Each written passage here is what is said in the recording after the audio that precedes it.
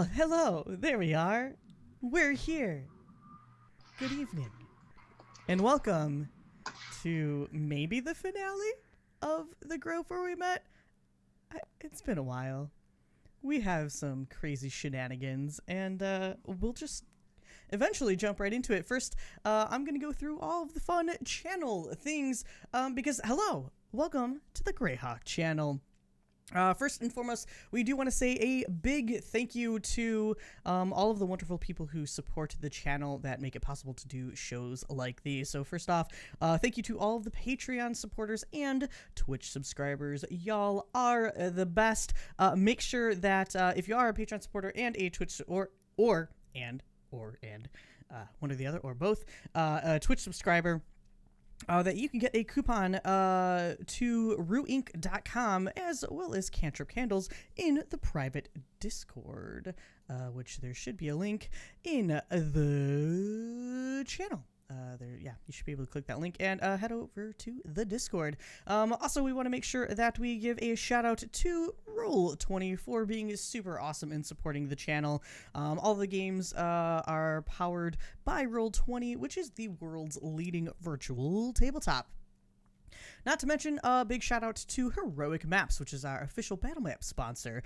You can check out their amazing library of more than 300 maps, which is insane. That is so many maps, and I'm actually a big fan because even though we're Theater of the Mind, sometimes I need a reference point, and we'll use those maps in particular, and they're very helpful. So you can find them all on DriveThruRPG. We also want to make sure that we shout out Tabletop Loot. You could go to tabletoploot.com and enter Greyhawk in the coupon code box to get a 15% off discount on your dice order. And I don't know about you, but I love dice and spend way too much money on dice, so that really helps. Plus, Tabletop Loot is amazing. So, with our wonderful supporters of the channel being thanked, we're going to do a quick roundtable. Please, everybody, let folks know who you are, your pronouns, what you're playing, your character's pronouns. And since it's been a little while, how about a recap of how your character's been kind of doing and feeling in this Feywild fantasy adventure set in the world of Greyhawk? Russ, since you were here first, like a good child, why don't you go first too? Okay. Hi, I'm Russ. I use he/they pronouns. I'm playing Audrey, who is a Furbolg druid. He uses he/him pronouns. He's a 16-year-old, and he's very sad. Feywild has been very, very hard for him. He's had to fight animals who he loves, and it's just been very hard. And he's small, and by small I mean he's 7'8", and he's soft, and he just wants to take a nap. Such a sweet bean. There's no napping tonight, but it was a good try. Try to tug on those heartstrings. PB, how about you? Welcome back. Hello, hi, I'm PB, and today I am playing Rental, who is a sad/angry ASMR who is trying her very best and is a fighter. And by trying her very best, I mean her very best with a sword and stabbing everything that comes in her range, you know? That's fair, and pretty excited because we're gonna see some more sword action later on. Also, Rental got something pretty cool last episode, did she not? Yeah. After our extremely comedic fight with, we we saved a hippogriff who is now my new baby boy, my hippogriff. Yes, so excited, especially to see how that's going to work out, just with everything planned or not planned for tonight. Having a flying mount in a game is always one hell of a time, so pretty excited about that. Tara, welcome back. How you doing? Yeah, hey. So I'm Tara. I will be playing Sinisa, and right now she's confused and lonely because she's not with her group, and that's where she's at right now. Don't know where she is actually. Yeah, no, we're gonna go into that in just a moment. So hang tight. And hi, Kika. How you doing? Cute haircut tonight. Thank you.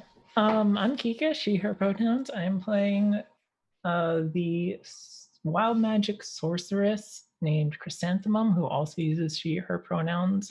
She's feeling well, last fight she summoned a unicorn, so she's pretty hyped about that, but overall she's feeling very lost and aimless and confused and nervous, and she honestly still barely knows these people that she's traveling with, so she's feeling very uncertain of everything but hasn't had time to delve into those emotions and process them because we've been like traveling and trying to save the entirety of the Feywild, which seems like a feat that is far bigger than anything she can handle, especially considering that she doesn't really know any damaging spells or isn't even entirely sure how her magic works.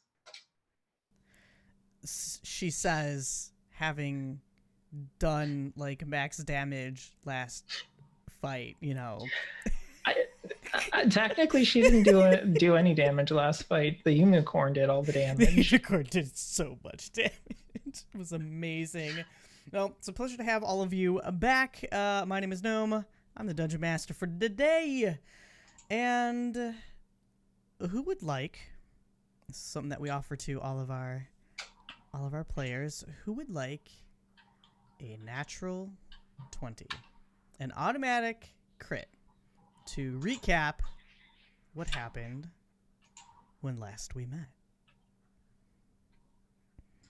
Look, if I remembered what happened last time, I would totally jump on that opportunity. What am I going to use that for? A wild magic surge? I will take it then. Okay, go for it, Russ. So the last time we met, our good friend Rental was like, hey, I want an animal companion. Get me an animal companion. So I used some magic to try and find an animal companion while Chrysanthemum went and kidnapped a whoop bird. And then the whoop birds agreed to help us out and lead us to where we needed to go. And we fought a giant shambling mound who nearly killed us because Chrysanthemum also put both Rental and Audrey to sleep during the fight. After doing many other things that had gone wrong, but luckily summoned a unicorn to save us. We then killed the shambling mound, saved the new pet, and we're going to be led by the whoop whoop birds all the way over to the beautiful, beautiful hideout of our enemies.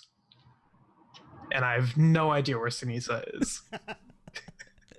No, that was that really sums up exactly what happened last episode. It's just a bunch of chaos, and y'all have a hippogriff now, so YOLO.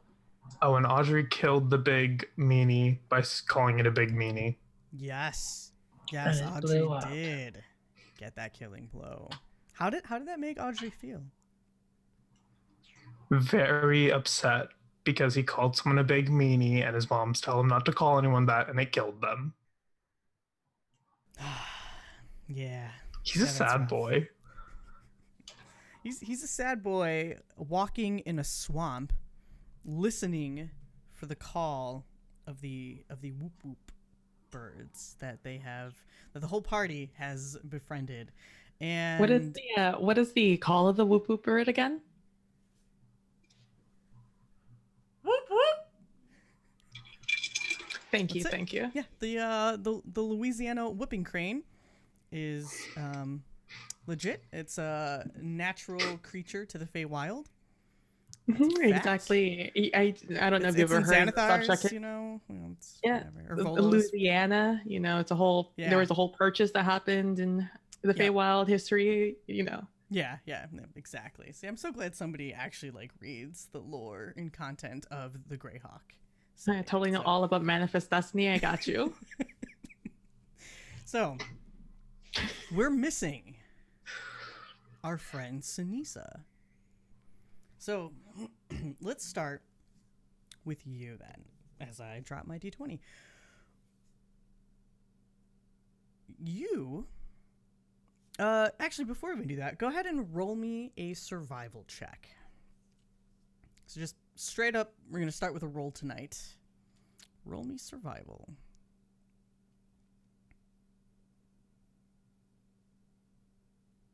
18. Okay, very nice. Now, Sinisa, you had actually gone ahead to scout while everybody was kind of like clustered together.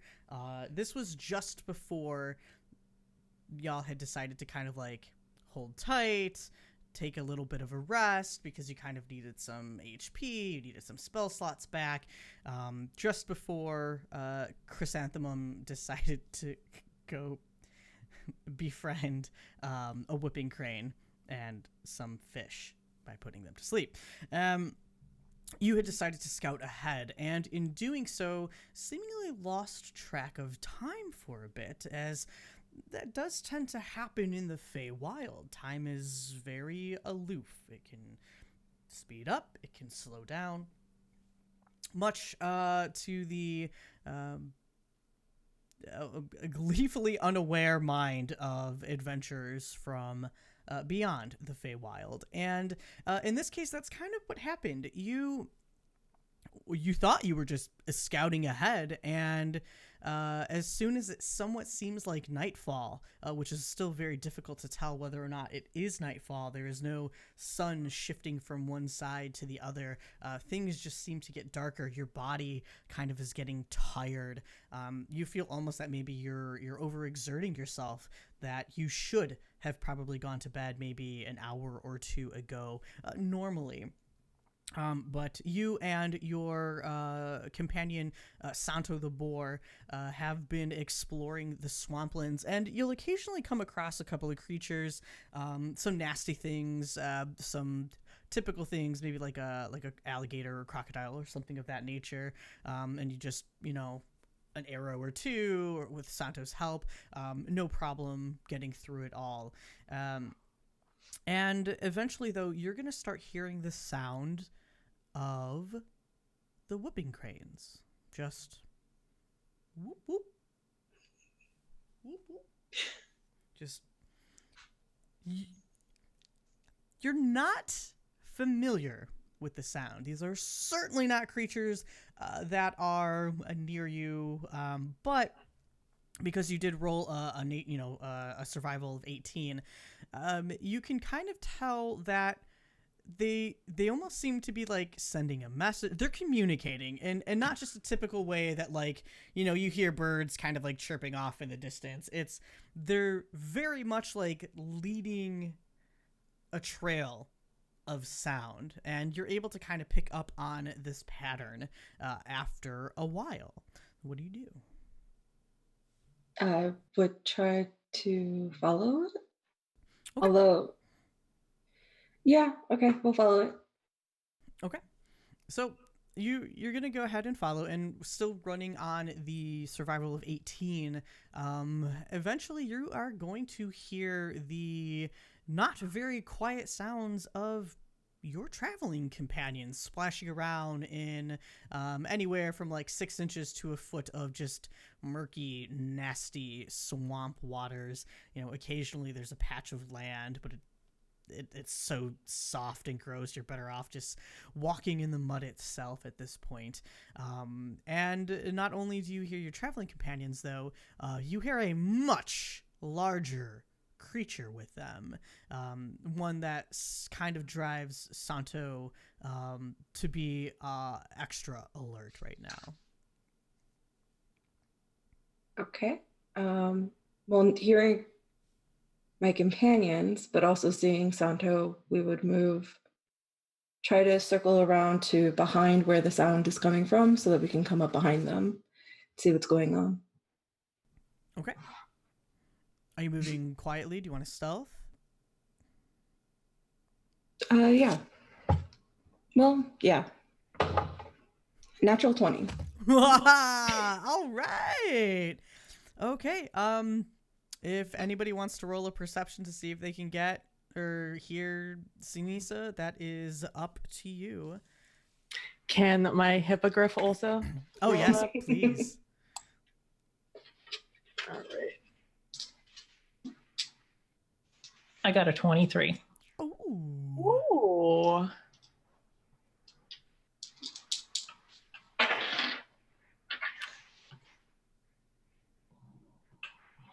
I'm not rolling. Sorry if you're waiting for me. No, I'm watching PB's face. I'm just Um, I'm over here like reading like I'm like, oh yes, perception. I know perception. Oh, +5. Oh, what was that number? It was 16. 16 plus 5, 21 for the hippogriff. Okay. And for me, a natural 1. So No, you know what? You are still just like enamored on this creature. just doting on it. Yeah, like it's just magnificent, really. Yeah, so those who succeeded higher than 20, although Tara, what was your total? 26. 26. Okay, there you go. All right, so actually nobody is really suspect that you and Santo are there. What is But the I've rest of the party spotted doing? every single bird in the area. Yes, yeah, they're like, oh, there's the whooping crane. There's the other one. There's one over there. Yeah, you are incredibly alert. My hippogriff is like zeroing in on like a mud carp that's just chilling up ahead of us, like so ready to just pluck that thing out of the mud. That's very valid. And I'm like, you are beautiful and you are valid for your desire for this mud carp hippogriff. I love you. So do I come up behind everybody and just see that everybody's okay? Yeah. All right. I'd like to release an arrow Okay. to shoot off to the side, but in front of everybody. So not trying to hit anybody, just Okay. Yeah. to no, get their that's- attention. Yep, that's fine. You don't even have to roll. You're a skilled shooter. So Mhm. so you all just little splash as an arrow sinks I from immediately draw my behind. sword and turn around to that direction. I spin around and cast Gust. I And- duck. Technically, it has a DC 15 strength save, or else you get pushed 5 feet back. Ooh, dang, 5 feet. You said strength? Yep. 13. You would get pushed 5 feet back All right. by a big gust of wind. She just crosses her arms and like goes back like, holy shit. So What are you y'all, doing sneaking up on people? y'all left where I told you to stay. And now you're attacking me? You snuck up on us. I did no such thing. I was trying to figure out who you guys were because you're moving very loudly, by the way. Well, if we were so loud, how was it so hard to figure out who we were? I don't know this place. There's Wait, couldn't minutes just- and things. You couldn't just say hello, hi. No, Sunita here?" no.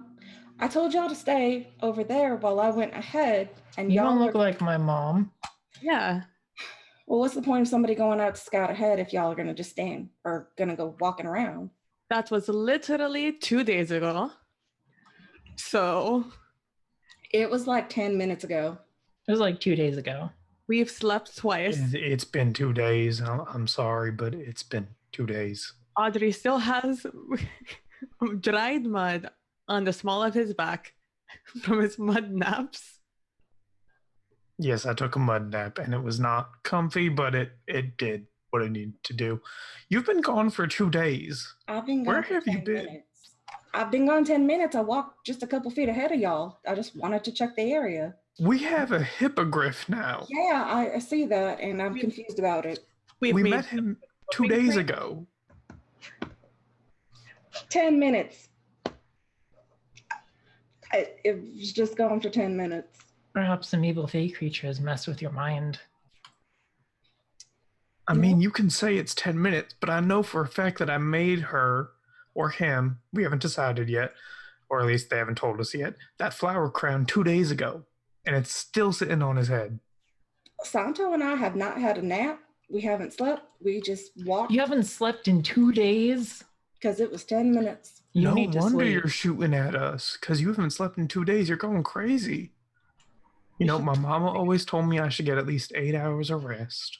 8 to 10 is what they always say. I've never actually slept. I don't sleep. So You don't sleep? Why not? I don't have to. It's not a thing. Oh.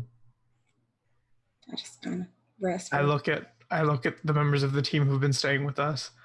I think she's losing it. I think the Feywild's madness is finally taking her. Maybe. Maybe I need to speak with Santo, see what he says. Yeah, Please. this is a normal thing. You should speak to And someone. I get down and look at Santo and I say, in like oinks and grunts, "Hey, buddy, is she doing okay? It's been 2 days." I haven't voiced Santo in forever. I don't remember what he sounds like. Sounds like a pig. Yeah, it's pretty much Yes. like Yes. That was exactly it. perfect. Nailed it. Basically to you and you alone. Although, Sinisa, you kind of understand a bit of, you know, what Pig Latin. yeah, literal pig Latin at this point. It is just confirming that it's only been a little bit. Like, he's not even hungry. Like, he just ate the last he saw you. Well, anyways, it's still been 2 days for us. And we've been following these whooping cranes for 2 days. You just All hear- I hear in my sleep is whoop whoop now. All I hear is whoop. Uh-oh. Oh, Oh, rip, rip, PB. Rippy dippy. it said she'd be back. She'll be Uh-oh. back. And yeah. that means all of our cameras have now switched. Yep, that's all right. It's fine.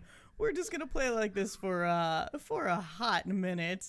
Ooh. Chrysanthemum is Spicy. going to sidle up alongside Sinisa and whisper, "It's okay. Sometimes I have to pretend to sleep so that people don't worry about me either." Okay. Thank you. Why are y'all following cranes? Oh, because they're leading us to the place with the evil warlock, necromancer people who are doing all the bad things. I don't know. It's been 2 days. I'm forgetting a lot of stuff. Did you talk to the birds? Oh, yeah. Yeah. Chris kidnapped one from where they were standing and then brought him to us, and I made him a friend. And then he said in a very interesting voice that he and his family were going to help us get to where we needed to get. So you got a bird with Stockholm syndrome to tell you that they're going to help you. I'm not quite sure what Stockholm Syndrome is, but sure. Okay. Is that like when you make a super, super good friend really, really quick? Because that's what happened. After you kidnap them, yeah. So yeah, that's what happened. Yeah, I Okay. guess. So y'all have been following some birds for 2 days, found Yeah. a monstrosity, and Excuse me, a hippogriff. technical term here, had a flower crown, and you're following birds to the necromancer. Okay, I guess that makes sense. Sure, why not? I mean, does anything in the Feywild really make sense? You are absolutely right. I turned Oh. into a wolf for like a day and a half. You did. Everything here makes sense to me. Well, I'm really proud of you. Thank you. I appreciate it. So what And is I guess. what is everybody going to be up to?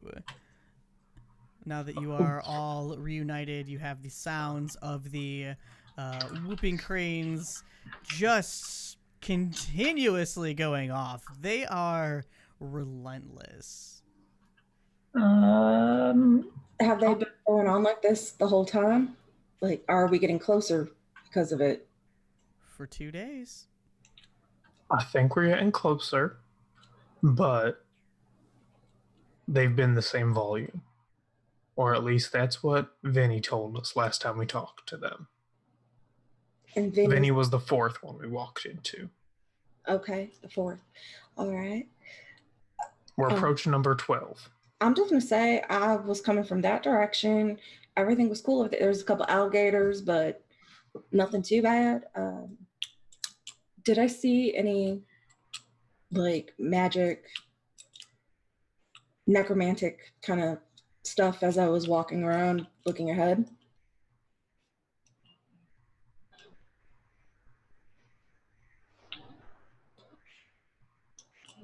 I can't hear you. Sorry, thank you. I was muted. Go ahead and roll me.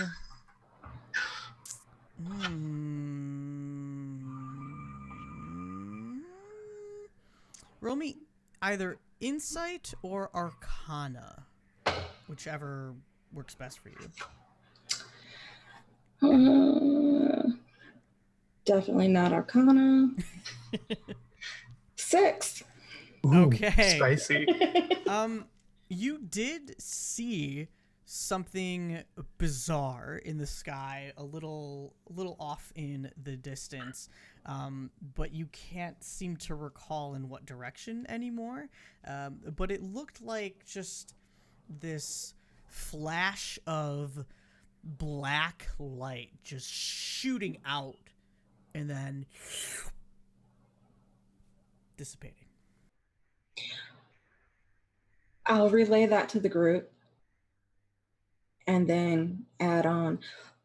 But I can't really remember where it was coming from because it kind of disappeared almost as soon as it came. But it has to be that way because I came sort of from that way. So we should be pretty close if something's visual. All right, sounds good. 2 days, and I've only been gone for 10 minutes, so that kind of distorts. Well, I mean, from what we can tell, time works weird here. I don't really know how long we've been here in the first place. That's a good point, too. I mean, I'm just counting sleeps at this point, but for all I know, we could have slept for 8 hours in the same day, but we have no clue. Maybe night only happens when you sleep. I don't know how I feel about that theory. Makes sense to me. I feel like that kind of destabilizes my sense of day and night, and I don't like that.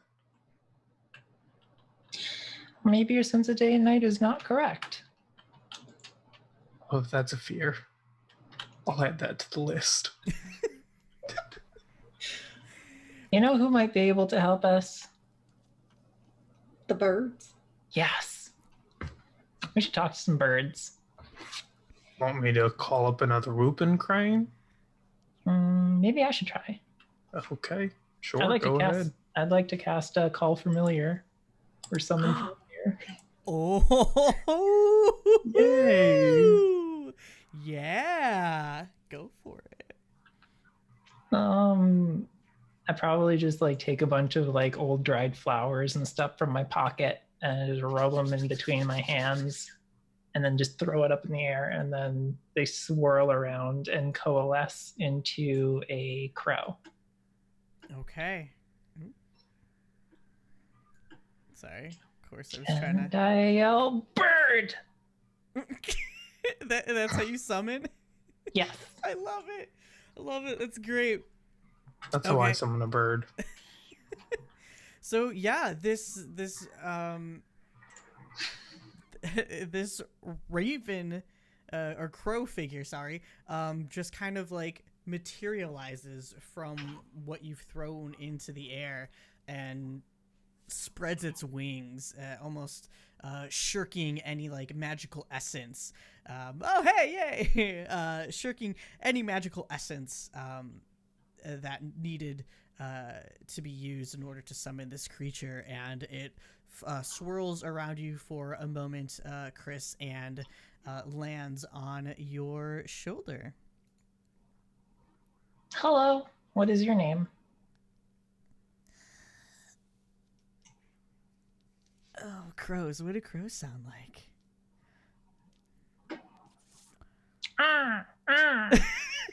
There you go. Yeah, just like that. No, but you're able to communicate with your crow, correct? Yes. Because it is a familiar. So, Yeah. Let's see. It'll go.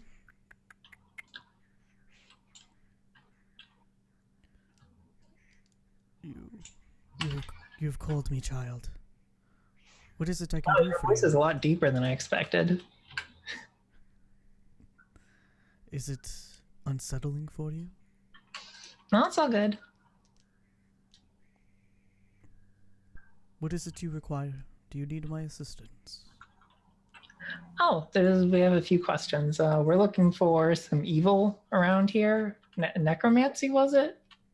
Something like that. We are in the Feywild, and we could use some help and some guidance.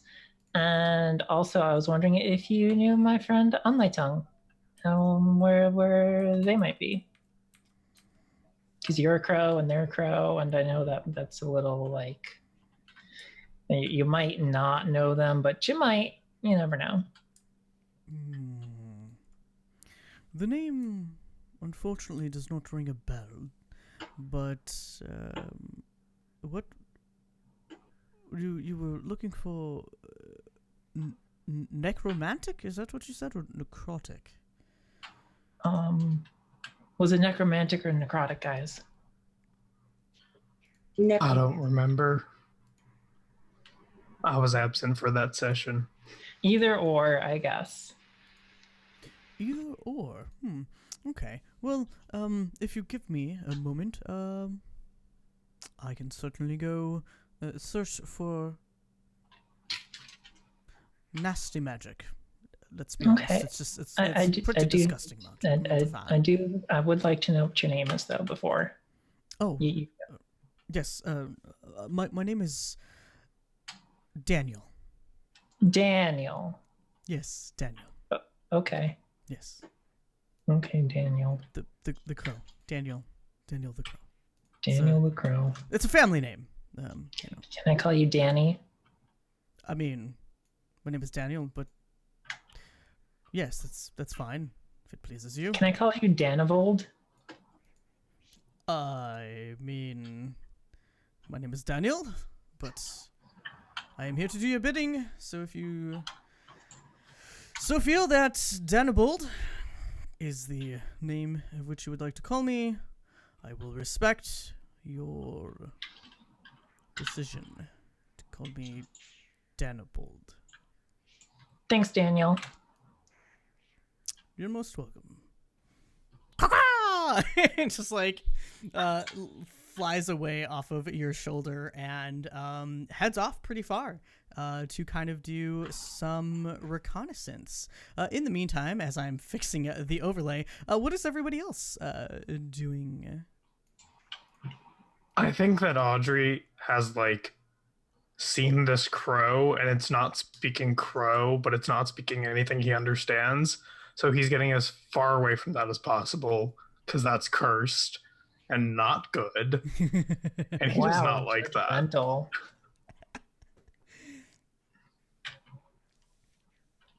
So yeah, that's Daniel. My friend Daniel. He's a crow. Your crow that doesn't speak crow is named Daniel. Well, he can speak crow if he wants to. We just weren't speaking crow with each other. Bilingual, multi-languaged, a very talented crow. I mean, who among us doesn't speak more than one language? I'm pretty sure the hippogriff doesn't speak any languages, and same with our good friend Santo. Maybe we should send them to school or something. I mean, I do not know your name. Can you ask my hippogriff its name, Audrey? Oh yeah, sure. Squawk! And I ask the hippogriff their name. What is a hippogriff's intelligence? I actually have that. I have it. Low. It's 2. Oh. Ooh, a spicy 2. Yeah, you can talk to it as much as you want, but I do believe a dog has more intelligence. That's than rude. A hippogriff. Look, my boy is so smart, big, smart. I mean, I think Santo has less intelligence than that, technically. Santo's a 3? What is Santo? How smart is Santo? Please inform us. You're muted. I'm looking. Actually, Santo's at 10. Santo has an int of 10? Oh no, that's my wild shape. Never mind. I was wrong. That's your intelligence. That's my Santo has intelligence. a 2? Okay. So Santo and the hippogriff have the same intelligence. Yeah. But Santo has been a trained beast companion. This creature has not. And it just kind of like, it hears you. Maybe it kind of understands a word or two, but is too proud to really respond, and just kind of like looks at you for a moment and then looks back down to the water as it's just kind of tracking whatever little fish or swimming creature it can see. His name is Nathaniel. I slowly walk over to Rental and I'm like holding my staff very low and I say, Rental, I'm very sorry to tell you this, but I think your hippogriff's stupid. Oh, that's mean. I think his Okay. name's just Nathaniel. How dare you assume that look at it, it is a beautiful creature, and you're calling it stupid. I look at the creature from head on and just see the weird bird face. And it's not even paying attention to you. Like as Rental is saying like, oh, look at this, how dare you, it's a beautiful bird. And it just like takes its leg and just quickly snatches a thing, a fish, and flips it up and catches it with its beak majestically. I mean, they may be majestic, but they don't know how to talk as far as I can tell. So far, Santo's smarter than the hippogriff. How dare you? Kind of like looks at you for a You moment, never speak to me or my and child back ever down to again. the water What as do you it's have just against tracking Nathaniel? whatever little fish or swimming creature I mean, I don't think it Nathaniel's their name. Their name's Nathaniel. You could ask them their name if you'd like you did with the bird. I did, and I told him his name is Nathaniel.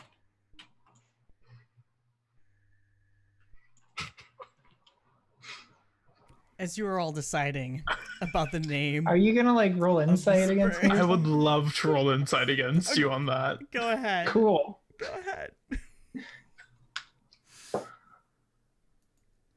Okay, that's a 21 deception. That is a 24 because I rolled a nat 20. Inter-party conflicts. Good God. This is how we fight each other. Okay, but everyone else believes me. Oh yeah, everyone else believes you, but Audrey just like gives you the narrow eye look of like, I just smile. So, as a little bit of time has passed, the crow, Daniel the crow, returns to you, Chris, and I do believe I may have found something. There are these dastardly creatures. They just won't stop making this incessant whooping noise, but they seem to be leading you to exactly where I have found a disturbing sight, to say the least. Would you like me to lead you there? I would like you to tell me in what way it was disturbing.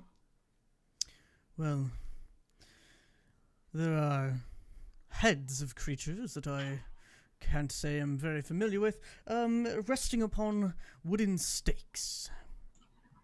There's a lot of nefarious-looking black banners, but it is eerily quiet in this wooden fortress that I Except found. for the whooping. Except for the whooping. That's very useful information. We should probably ask them to stop. It's not nice to put people's heads on sticks. Guys, did you get all that? you were No. still speaking whatever this other language is that I don't understand, so no. It's That's all you I hear. mean, it sounds very pressing, whatever it is. Oh, Daniel here found a place where they like to put people's heads on sticks. Oh, just like regular people? I don't know.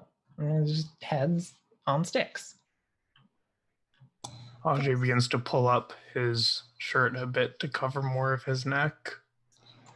Sydney's has been kind of just staring out in front of them and paying attention to things that are going around. But at that, she turns around and she goes, isn't that usually the sign of a warning to keep people away? Probably where we want to go, I guess.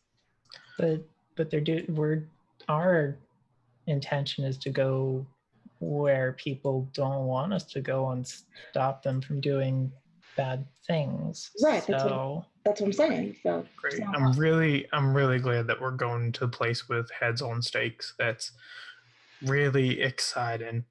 What time of day is it? You look It's up fantastic. into the ruddy, foggy-looking sky, and you don't know. It looks about the same time as it had a couple hours ago. But it's not night. But it is not night. That is correct. Okay.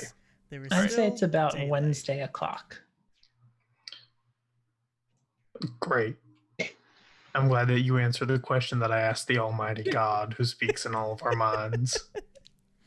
So I think Well, just in case you want to know what I think. between Daniel, the familiar, and your other more slightly annoying allies that you have made along the way, I believe that you would be able to continue your trip through the swamp until, in your view, a wooden fortress starts to become clearer through the fog of the humid, nasty, gross swamp. And finally, and perhaps for the first time in what feels like forever, you set foot on actual dry land. You've encountered just mostly mucky, wet, watery, soaked earth for quite some time, and you are now able to step purchase on actual dry land. It seems by the way that the wet, molding wooden spikes are crudely supported in the ground that form this giant protective wall around the fort, where you do see heads of various creatures, both humanoid, monstrous, and other. You could surmise that you have finally reached the Ettensphere, where you were to find, or hopefully find, and encounter the Void Sages, who have been siphoning off energy from the Feywild to unleash a terrible force that was kept trapped within the Dooryard Fig, created from the gods and goddesses that have touched you and have now charged you to protect this tree, this prison, this cell of this unknown being, this unknown creature. So there are, like I said before, banners of black that drape from various posts along the fort. However, they are unmoving, as the air around the area is very still and very thick. And despite your best efforts to remain quiet, the fort itself is quieter. There is no sound of barking orders, or swords being sharpened, or structures being repaired, or even just any sound of people acting or interacting with the fort itself. And in fact, you also notice that there are no guards protecting the entrance in front of you, which has been left open. What do you do? Guys, I have an idea. What is it? Well, this whole thing is made of wood, right? Oh no, you're going to set this thing on fire? Well, yes, we could light it on fire. I did describe it as wet molding wood. Oh, we It could still dry it swamps. out. I think we can just walk right in. Doesn't seem like anyone's here. But they might be looking at the door. If there is someone there and they're just being really quiet. Can't you send your bird in? I would never endanger Daniel like that. He came from magic. Won't he just poof back into magic? That does not invalidate his right to life. You wouldn't. Thank you, lose much. Chrysanthemum. I appreciate that. It is not an enjoyable experience being banished from this realm. It is, in fact, quite painful. Can I Yeah, understand? he said it's very painful No, not being in this Squawking realm. at you. He says being dead is very, very painful. He doesn't like it. I don't know how your magic works. I'm sorry. I was just suggesting. I mean, I could always try and enter something small and see if that works. That would work. Okay. We'll see how this goes. I'm still not sure how the whole Feywild's been affecting my wild shape, so we'll see what happens. And Go ahead and roll. I'm gonna roll the d20, y'all. What shape are you getting tonight? That's fun. Ooh. This is like a spicy little shape. I transform into a giant centipede. Ugh. God, why? That's so cute. It's a small beast. So it's small. Smaller than medium. Chrysanthemum tries to pet you. So yeah. I'ma just walk right into my small beast form. You can do that. Would you like to do that quietly with stealth? Yes, as my small centipede form with all my Wait. legs. Wait, it's dangerous. You should. Chrysanthemum takes up a little stick and takes out her knife and sharpens the end of it and hands the stick to you. I grab it in my pincers. Now I have a mini spear. This is how I will fight. Oh my god. What did you roll for stealth? I didn't roll it yet, so You should do that. that is going to be with my bonus. Do I have any bonus? I do have a bonus. That's a total of 16. Okay, very nice. So you go ahead and with all of your 100 little legs, crawling through and between any of the obstructions that would be in your way otherwise if you were much larger, and you are able to successfully, obviously the door is open essentially, get into the fort. There are a couple buildings, a watchtower that seems to be unguarded. There is another little like barracks looking type area with like a pelt or like with a leather hide for a door that's just kind of draped there. But as you're kind of exploring around, no sounds of life whatsoever. Can I go into the barracks and see Yes. like what's happening in there? Yeah, you're able to just kind of crawl right under the doorway with the pelt. It's not really touching, so you get in, no problem. It's a messy area, that's for sure. Some of the beds are really big. Like whatever typically lives here or sleeps here is huge. And there are about 6 of these ginormous bed frames, again, made out of wood, with just stuffed with whatever foliage they could find and dry from the swamp area. So huge in the sense that I'm a centipede who's tiny and they're big, or in like even in Audrey form they'd be big? Even in Audrey form, Okay. they'd be Alright. like maybe 2 or 3 Audreys, Ooh, like wide. Yeah. that's real big. Yeah. Is there anywhere else, any other buildings in this place that I can see? Yeah. Like outside the tent? Yeah, so outside the tent again, you have like the watchtower. There is the barracks that you're in. There are a couple other smaller little areas, and then there is one larger square wooden building.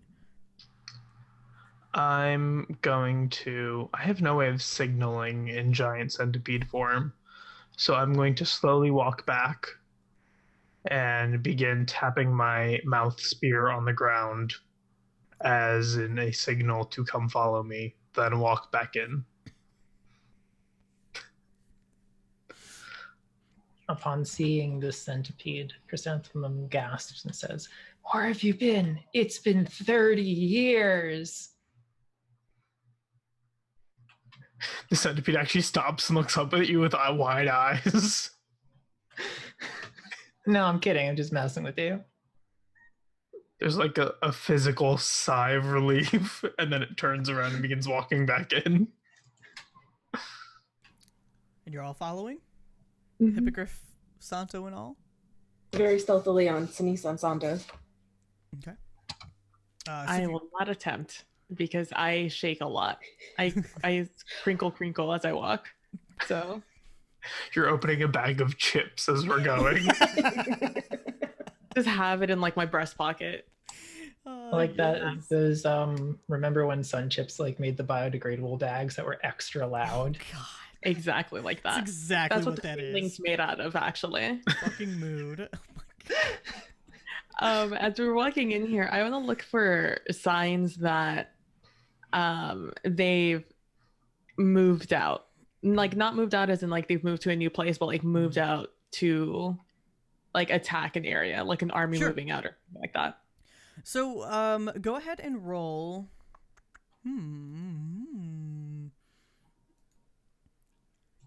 Insight? Would that be an insight? I think that'd be an insight. You're the DM. I have no Yeah. idea. Survival, insight. I think it'd be more insight because you're specifically looking to see if you understand if any of like the if there are any signs that they have vacated. Mm-hmm. So I think it's not really not quite a survival check. Ooh, 15. Oh, plus 2. Oh, well, 15. 17. 17. No, that's good. So, as they're kind of looking around, you see that there are barrels of food, dry foods. There are meats that have been left on fires that have long burned out. Well, I shouldn't say long burned out. Maybe about like 2 or 3 days burnt out. No embers remaining, but still relatively fresh. There are weapons that are still available. It doesn't look like anything has left here. But it also doesn't look like it's been attacked either. There are no signs of, broken parts in the fort walls themselves. The buildings are still relatively intact, even though they're pretty crude structures already. But there doesn't seem to be any signs of a fight, of a struggle, of anything. It's like everything has just disappeared. Well, that is not comforting. It just looks like they've all disappeared.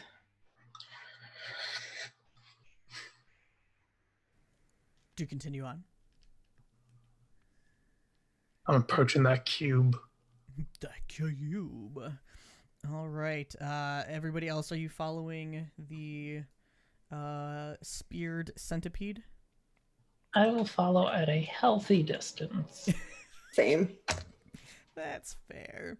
So, you're all relatively or attempting to move quietly, very alert towards the main structure of the camp, and noting that again, all the other structures, especially the ones that you've actually looked inside, seem uninhabited or rather unoccupied right now.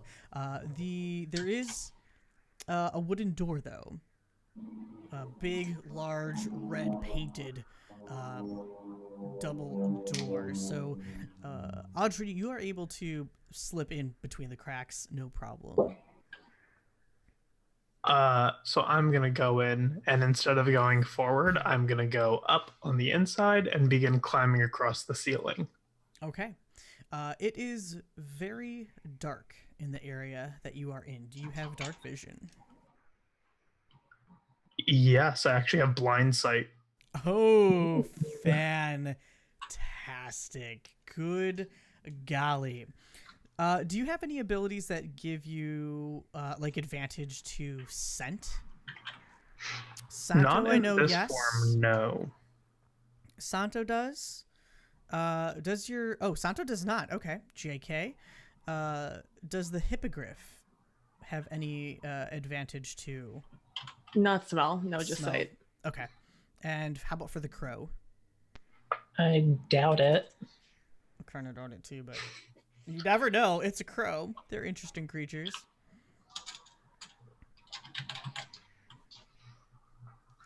I'll check D&D Beyond.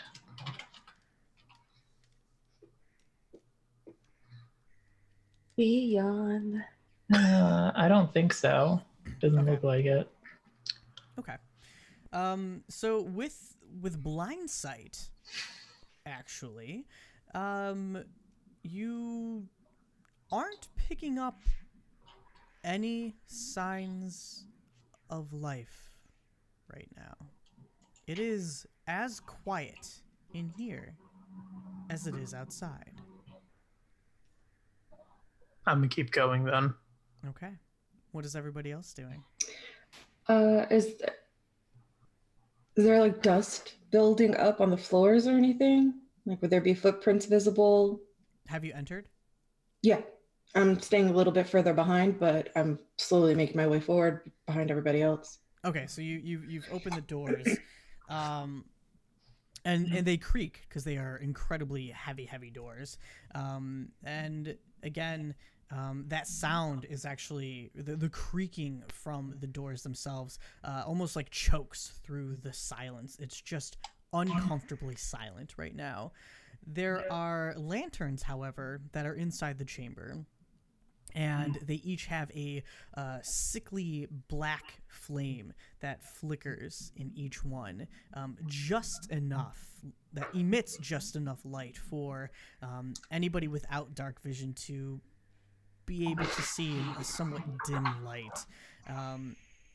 You are all able to notice then much more clearly, just bodies.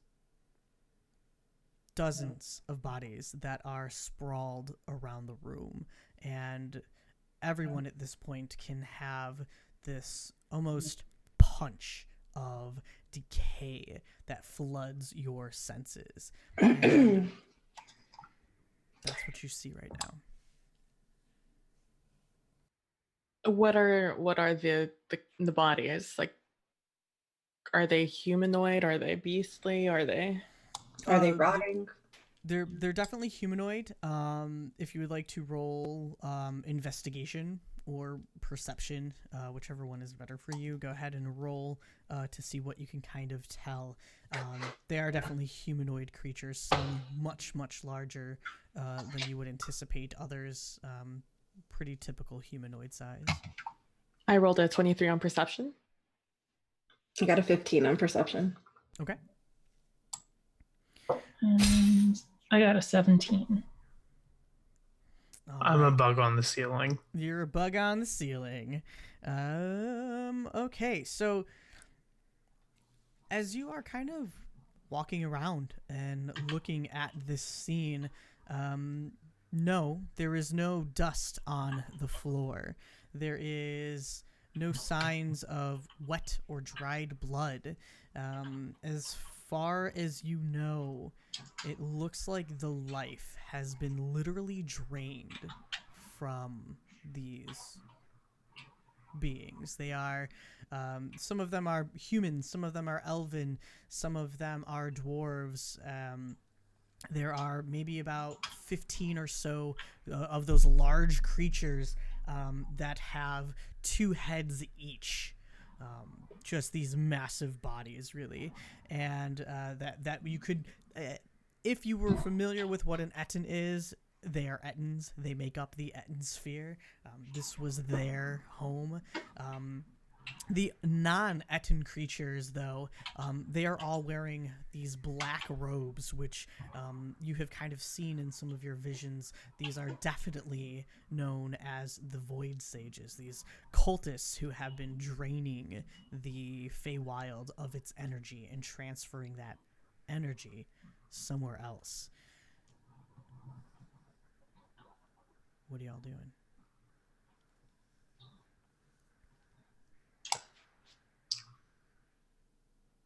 I'm crawling on the ceiling, Okay. continuing forward. I'd like to use primeval awareness. Okay. What do you think? So I'm looking for undead Okay. within a mile of me. Within a mile of you, sure. Well, wait, are we considered? What terrain are we in now? Besides, Swamp. I know. Still Damn. swamp. Yeah. Okay, sorry. then yeah, just There a aren't mile. really any trees. Not like that, anyways. Yeah. What does it look like when Sinisa activates this ability? Her lavender eyes kind of have like a flash of white and then completely fade over to white. Okay. That's it. Very small. Okay.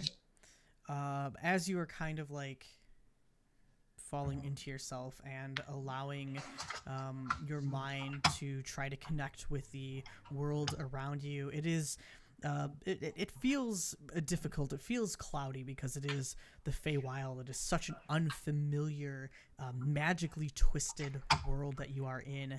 However, you're eventually able to see a bit more clearly and are not able to pick up any sense of undead entities whatsoever in the area.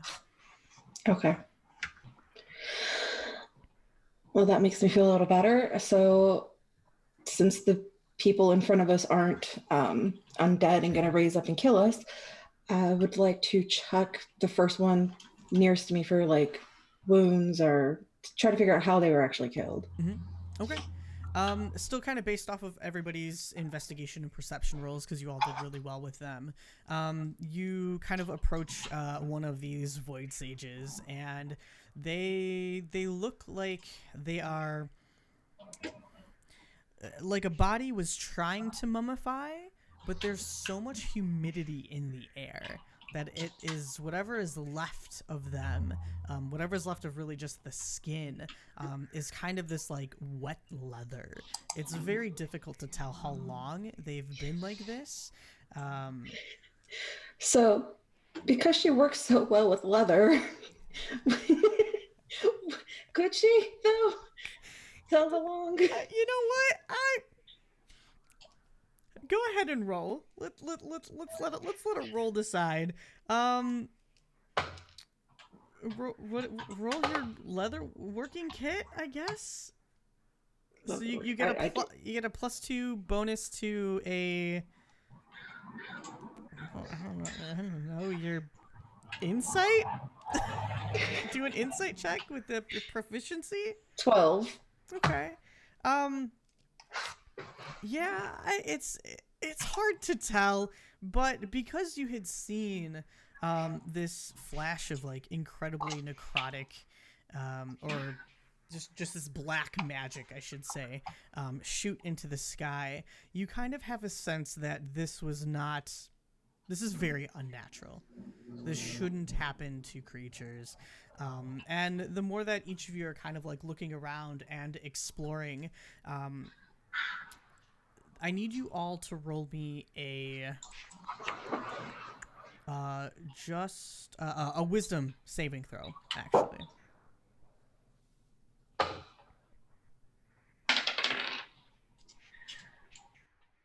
$15. 5. Okay. 21. Okay. 12. All right. So,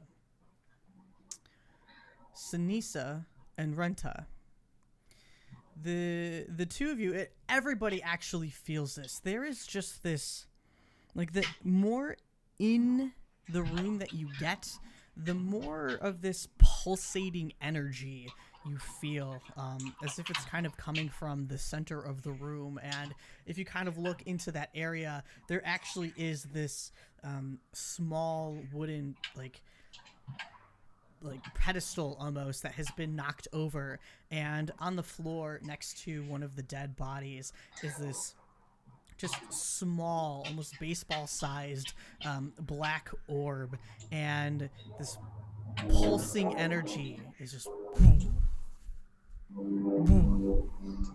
and you can feel it inside of you again the closer that you step towards it. The area where you are all tattooed, where your gods have left you with this gift, this almost echo of a god, starts to burn and tingle and sear in your flesh, illuminating slightly again the closer that you step towards this. However, Rental and Sinisa, the two of you in your head can hear.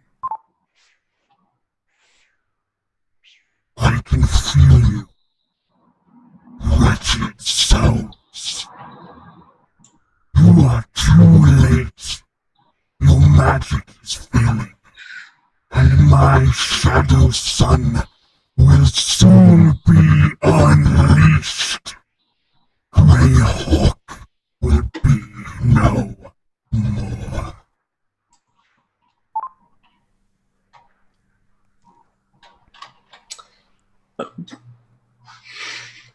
The fuck? Would you like to repeat that without the voice? Because the voice was really hard to understand. Sure.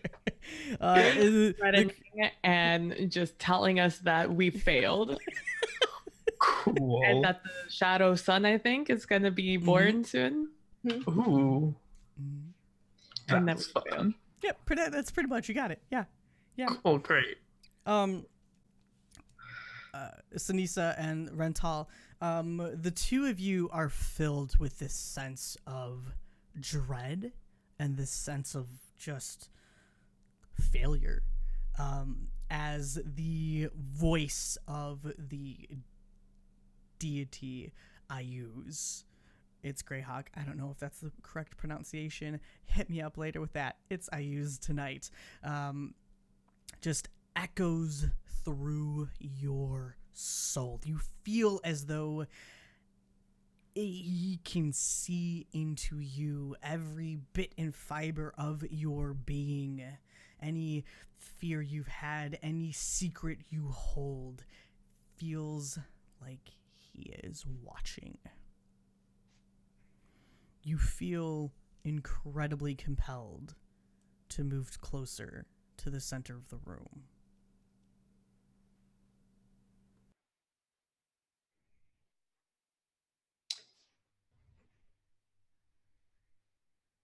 Can I fight that compulsion? Not I think yet. we failed that compulsion. You failed that check. I would like to throw a blanket over this thing. Okay. I think I take out my blanket and throw it over it. I'm like, that's a bad thing. I don't want to look at it. I am moving closer to the center of the room. Eyes cast down, not really looking at anyone. Mm-hmm. can Santo be aware enough to kind of want to stop Sinisa? Like try to block her or tug on her? I don't know if he would have that same sense. You're just moving, just kind of walking towards the center of the room. Okay. So there's a blanket over this thing, right? There's a blanket over this thing, yeah. But I have seen it kind of with my blind sight. Mm-hmm. Seen it, yep. Okay. Mm-hmm. Cool. And I now know there's a blanket over it. Yeah, no, you can still, it's blind sight. You can kind of, Cool. yeah, you're very aware of its presence. So I'm super, super stealthy on the ceiling. Mm-hmm. So I'm humming the Mission Impossible theme song to myself, and I'm going to drop on the orb and try and bite it. All right, well, it was nice knowing you, Audrey. I think on the show. I mean, I'm jumping onto the blanket technically. Okay. I thought you needed to worry about us. Audrey? I have multiple forms. It's okay. That's what I'm worried about. As you're teeth sink through the layer of the blanket, or your pincers rather, sink through the layer of the blanket and connect to this orb. You vanish. You just Oh, that's fun. gone. Bye. How large is? I'm not looking. I'm looking at the. Well, I'm looking at the ground. How large is the thing? It's about baseball size. It's Oh, no, pretty I close thought to the you got center. Audrey. You How- could have Audrey seen was small, right? probably. I mean, it was a 2.5 feet? giant. About 2.5 feet or Yeah, so. yeah. So what you're It's a big saying- nasty thing. Is that when he dropped from the ceiling, which is how tall again? Probably 20 feet. 20 feet up. He straight up kerplunked on that shit. Yeah. Did you take any damage for falling 20 feet? No, I critically hit it.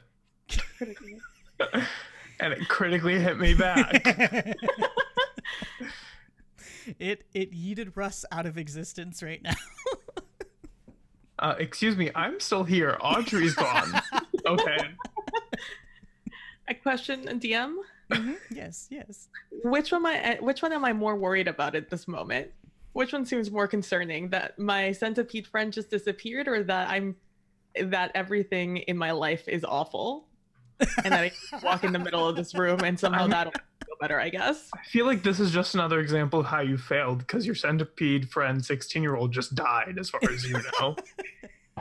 So this feeling of dread is it's honestly it's kind of dissipating. It doesn't have a full hold on you, but you are still somewhat compelled to walk towards the center, and the center really being where the orb was. Seeing your friend land on this thing and disappear, you want to touch it as well. Okay. I touch it as well. Okay. You also vanish. Before I vanish, I want you to know that you hear a soft, but with a lot of emotion, no. Just no. And we've lost half the party, so we're gonna lose this one, guys. So great streaming with you for this many weeks. Nope. You're fine. It's all fine. Sinisa, we'll get to you in a second. Chris, what are you doing?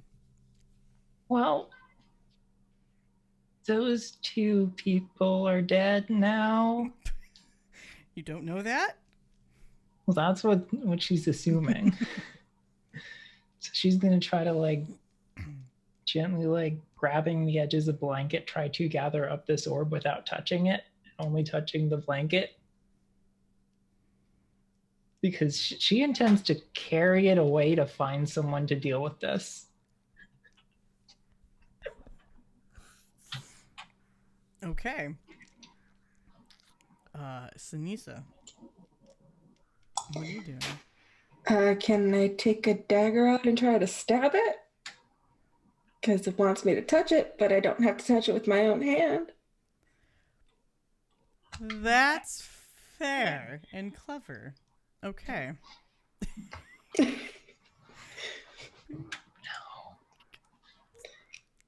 Can Yeah. Can Santo also now recognize that this is a horrible situation and try to bite her ass or something to get her to wake up?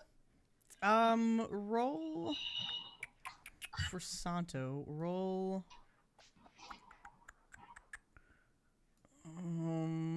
Pig sight. Yeah, roll pig sight for me. Handling. Yeah, animal handling. No, roll perception. Let's see how aware he is of the situation. Obviously, people are being removed, are disappearing. People that he's come to know.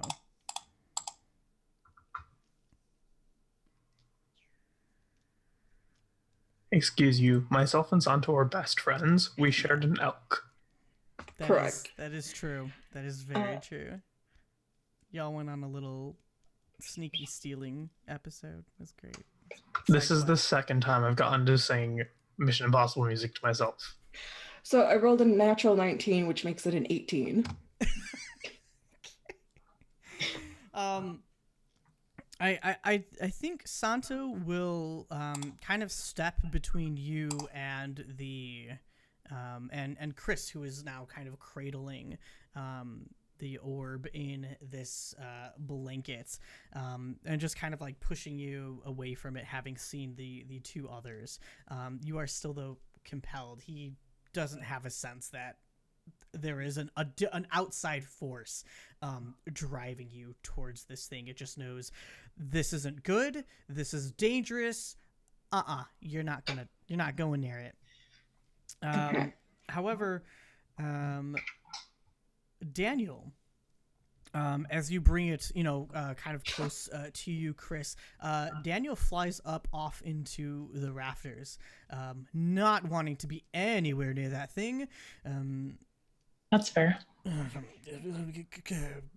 Chris, I would. Are you sure you want to be touching that?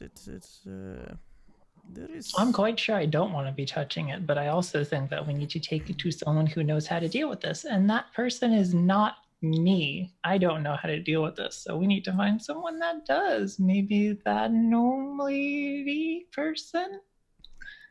As you say this, off in the corner, you hear like a.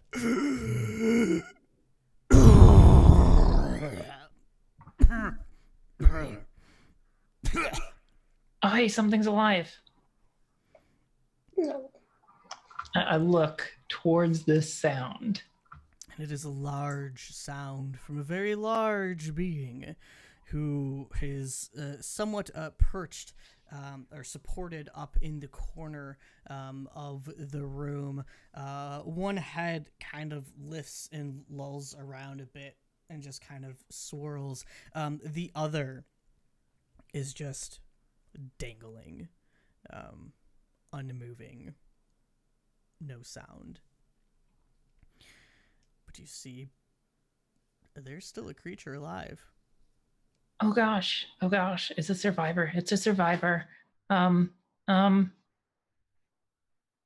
cast Gust at it to see if it'll rouse it.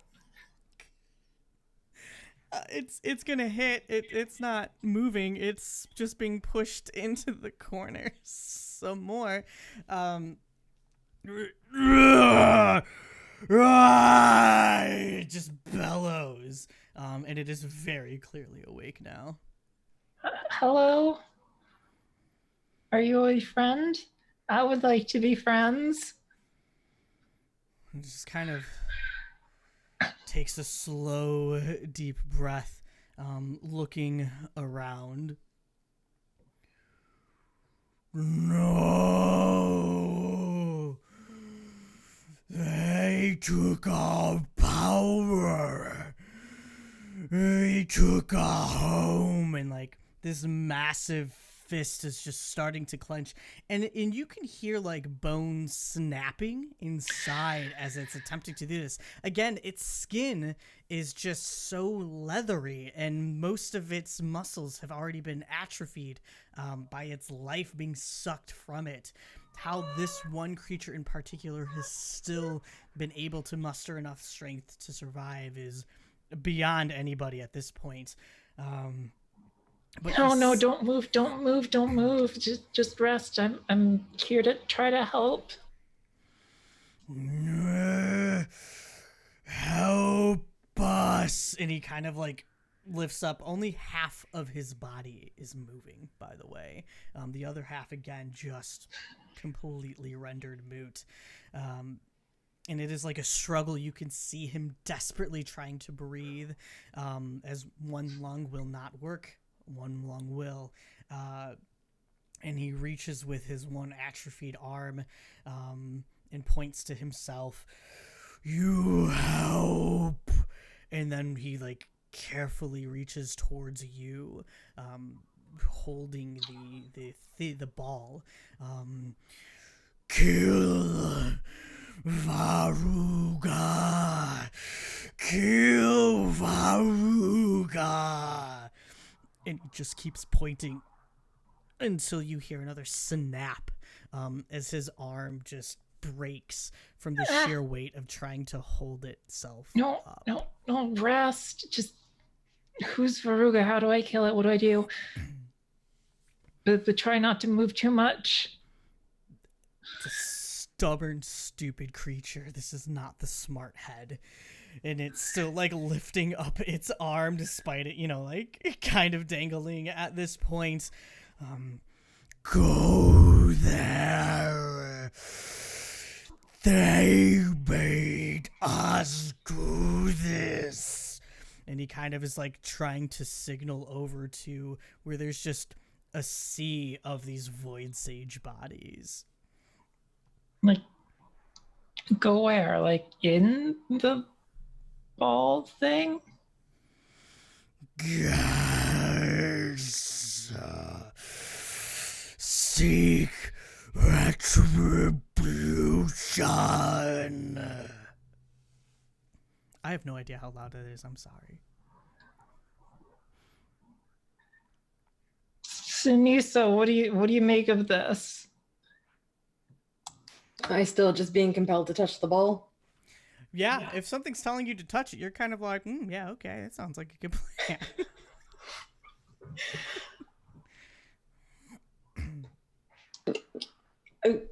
We gotta go and we gotta go follow them.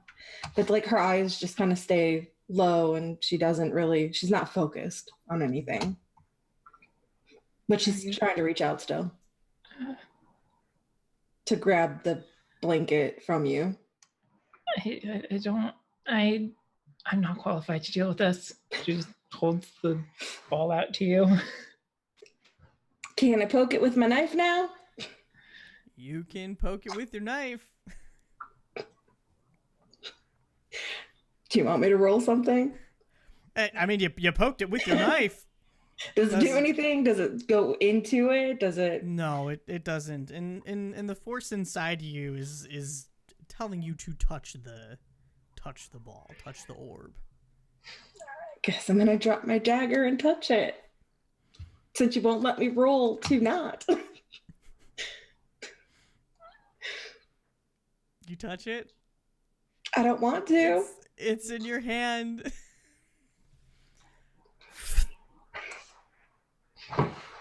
Gone. As soon as you have touched it, it just drops onto the floor with the blanket that kind of like is bundled around it.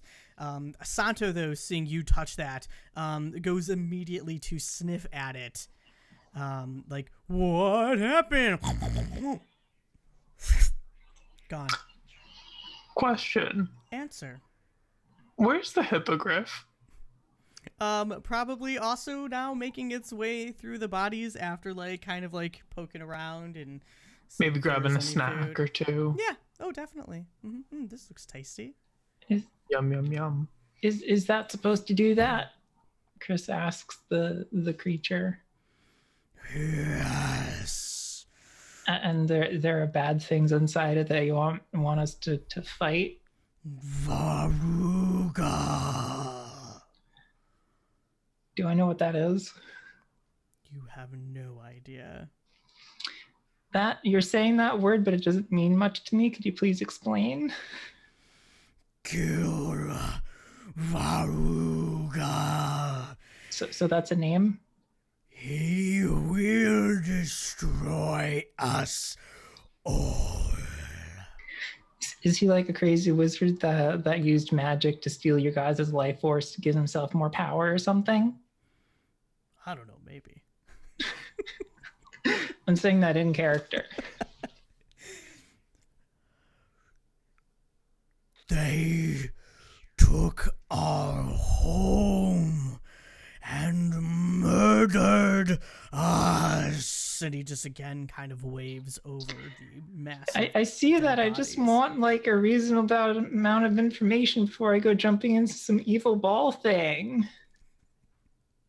He doesn't seem to be able to give you any further information. Very, very limited intelligence on this one. What do you think, Daniel? Well, it does not appear that your friends have exploded, so I guess that's a bonus. So maybe they imploded. That is quite a probability.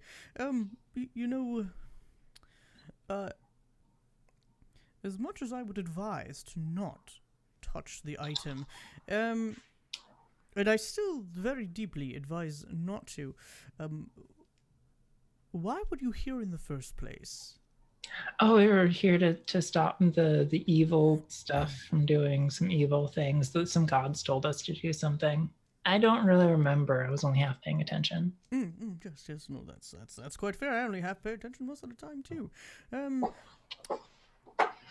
So you were sent to go find some evil things and to eventually stop some evil things. Perhaps, this is a means to stop that evil thing, or be killed by the evil thing. I'm really not certain. Well, I mean, either I don't. I'm all for stopping evil things, and I'm kind of neutral about getting killed. I just don't like fighting. That is fair. I'm not a fighter either. If I go, will you follow me? I will follow you wherever you command me to. And if it's horrible in there and like made of fire, I will try to unsummon you before you get hurt. That is deeply appreciated, and I will provide you with as much assistance as my small but noble self am able to do. Thank you, Daniel. You're most welcome. Chris touches the orb. Okay. Chris vanishes. Daniel comes and bother, and just taps the orb with its beak, and soon behind, though, really just because I can't take this away from PB, don't care if it's metagaming, a big old Buckbeak comes and just kind of sauntering in. Again, really just like pushing things aside with its beak, like, is this interesting? Nope, not interesting at all. Oh, what's this? And touches the orb and also poofs. I was hoping you were just going to say that, like, the hippogriff takes a nap and just, like, and I'd be like, yes, all the work we did was for nothing. No, it was definitely for everything. This is all super well calculated. Yeah.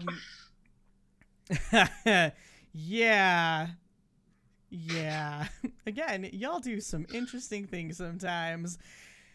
Each of Look, you. this one wasn't my choice. This was my fault. Let's be honest here. That is true. My fault. That is true. That agency was taken away from you because of a failed charm check. So that's all right. Each of you. I'm just stupid. Well, also that. I have advantage against charms. Yeah, you need to tell us these things. Yeah. I do not. My roll would have been the same. Well, would you like to roll? Well, I mean, I'm poofed now. You're poofed now. It's fine. Each of you, however, has been transported to.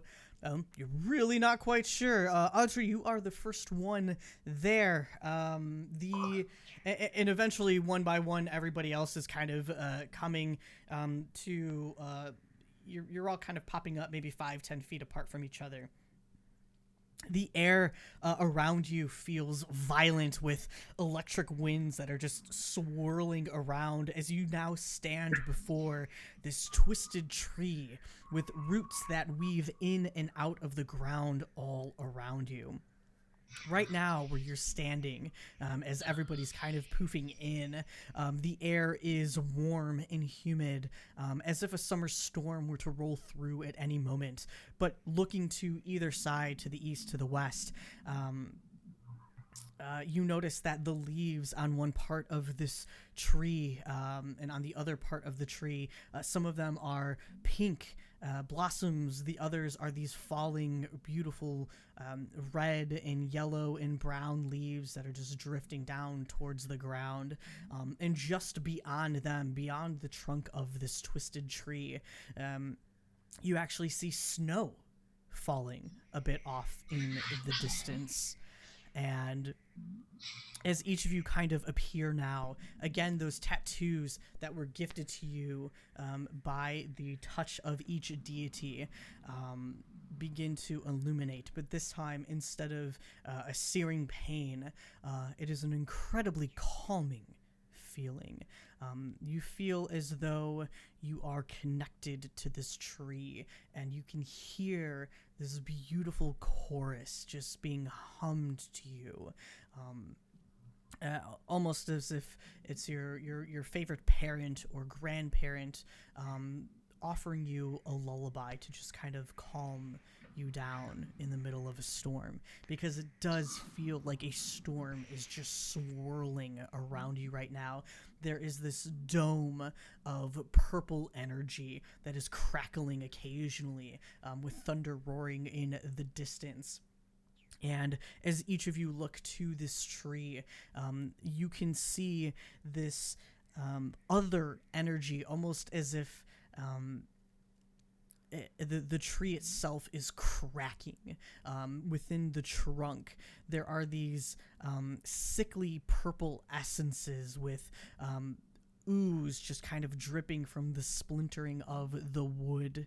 And you can almost feel at this point how desperate the tree is to hold itself together, as if something is trying to burst from inside of it, from inside of you. What are you doing now that you are all here? Runta and Sunisa, the effect has dissipated with the activation of your now glowing tattoos. So I'm assuming. So I got there first. I'm assuming that Rental like lands on the centipede and it just turns back into Audrey, just full form laying on the ground as a nice cushion, I guess. And he gets up and he goes, I think we found the dooryard fig. I guess I should go to my area with the snow. And he starts heading over to his winter area. Okay. What's everybody else doing as you kind of are coming through? Well, I guess I show up super late, so That's true. Yeah. We'll hang tight on you for a moment. Yeah, I would say Runta and Audrey, you were the first there. So we'll go ahead and start with Audrey. You make your way through 2 of the other seasons, and eventually your feet are hearing the very lovely sound of just snow crunching beneath you.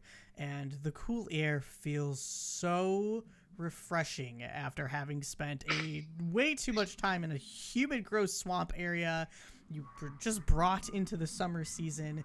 You feel such at ease in this environment, in this atmosphere. And you kind of take a moment to just breathe it in, that cold, crisp air, and you let it exhale, and just that, fog cloud, just kind of, emitting from your mouth or your nose. It just feels good. And you open your eyes again, and you can see your portion of the tree. Again, there are just little cracks weaving in and out of the wood as it kind of splinters in some of the areas. This purple glowing ooze just kind of dripping down from it with a light emanating from behind. What you doing? He's going to put his hands against the tree, against like cracked areas, and he's going to cast Healing Word at 2nd level. Okay. Which is gonna heal 10 hit points. All right. Very nice. What does this healing magic look like? So I think that his magic has sort of started to change form with like the inclusion of the Feywild and this different god.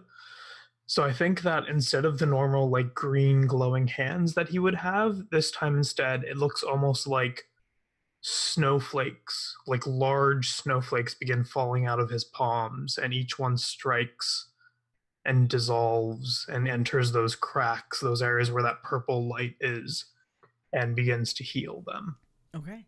And yeah, you see your energy kind of feeding back into this damaged part of the tree, and eventually just kind of mend itself back together. One nice fine line, maybe it kind of like spiders out a little bit to cover some of the other smaller cracks. But you've repaired a very small part of it, and in doing so, the closer that you've gotten to the tree, and the fact that you've touched the tree at this point, you look down and you notice that there is this kind of mound buried in the snow. Something seems to be there. I guess I'll dig it out, or And like stick my hand in the snow. yeah. So you go ahead, you shove your hand into the snow, and you feel what seems to be like a tree branch, and you pull it out, and as you do, it just like, you shake off some of the snow, and it is this beautiful long wooden staff, a staff that you very much are aware that you are receiving. Mm-hmm. But it has almost like a perfect replica of the dooryard fig tree in its winter state. So there are, little berries that are just kind of like dotted around it, and it almost always has this cooled area, and little bits of snow just kind of like rest in some of the nooks and crannies, and there is no attunement needed for this particular item for you, because you have already been chosen and blessed by the gods. So the Staff of the Woodlands is now yours. I think Audrey would hold that up and look at his previous staff, like the one that was given to him by like the forest at home, and he feels this kind of sadness that he has to like choose between them. And then the Staff of the Woodlands begins to glow blue, and it absorbs the old one, and it forms that same hook. And instead of a berry forming, it is the replica of the tree just hanging from it. I love it. Oh, that's so pretty. Oh, Audrey, so precious. So precious. What is everybody else doing now that you are all coming through? Rental, you're next. When Audrey says something about seasons and going to his, my mind is still a little bit fuzzy from just everything. From just an extreme emotional whiplash I just experienced. Yes, that's and yeah. So I'm pretty confused while that's happening, but I do feel just like this warmth overtake me, and from that warmth, I'm reminded of that scene with my fake family member, and I turn almost instinctively to look exactly where my biome would, or my biome would be, I guess. And I throw aside everything else that just happened because I don't have time to process. And so that's for therapy later. So I walk towards the area that I'm feeling pulled to. So you are the you actually pop out exactly where you're supposed to be. You are the child of summer. This warm area, again, that is somewhat filled with like electric air, that just signifies the coming of a powerful storm, and it just invigorates you. You feel again at home. You just feel this surge of empowerment, and before you is this beautiful, lush greenery, again with this twisted tree, just beautiful, vibrant greens that you would see on a wonderful summer's day. I walk towards the tree, and I'm almost hesitant as I go to touch the tree, almost afraid that my curse will curse it. Um, but just feeling invigorated and just feeling that warmth, welcoming energy, I finally gained the courage and I place my hand there and I get close to the tree and I just lean my forehead against it, closing my eyes almost in prayer and of thanks. Thank you for giving me strength when I was at my lowest. And I just stay there for a moment, just, I can't think of the word, um, being with this tree in this moment, just letting myself relax and letting myself be filled with this energy of the summer. Okay. And as you're kind of in this meditative state, your eyes closed and just reconnecting with this tree that feels like you have known it your entire life. Your hand, as it's touching the tree, kind of wraps around this cool handle. And when you open your eyes, there is this beautiful long sword that you are holding. It has wings, silvery wings on either side, a beautiful like sky blue gem in the center of it. It feels perfectly balanced. It feels as if it was made for your hand. You are now holding and attuned to a dancing sword. And as I hold it, as I feel that familiar touch, I back away from the tree for a moment and I just start doing some practice with the sword to see exactly how balanced it is and being more, I think, attuned with this weapon than I have with any other weapon I have in my entire life.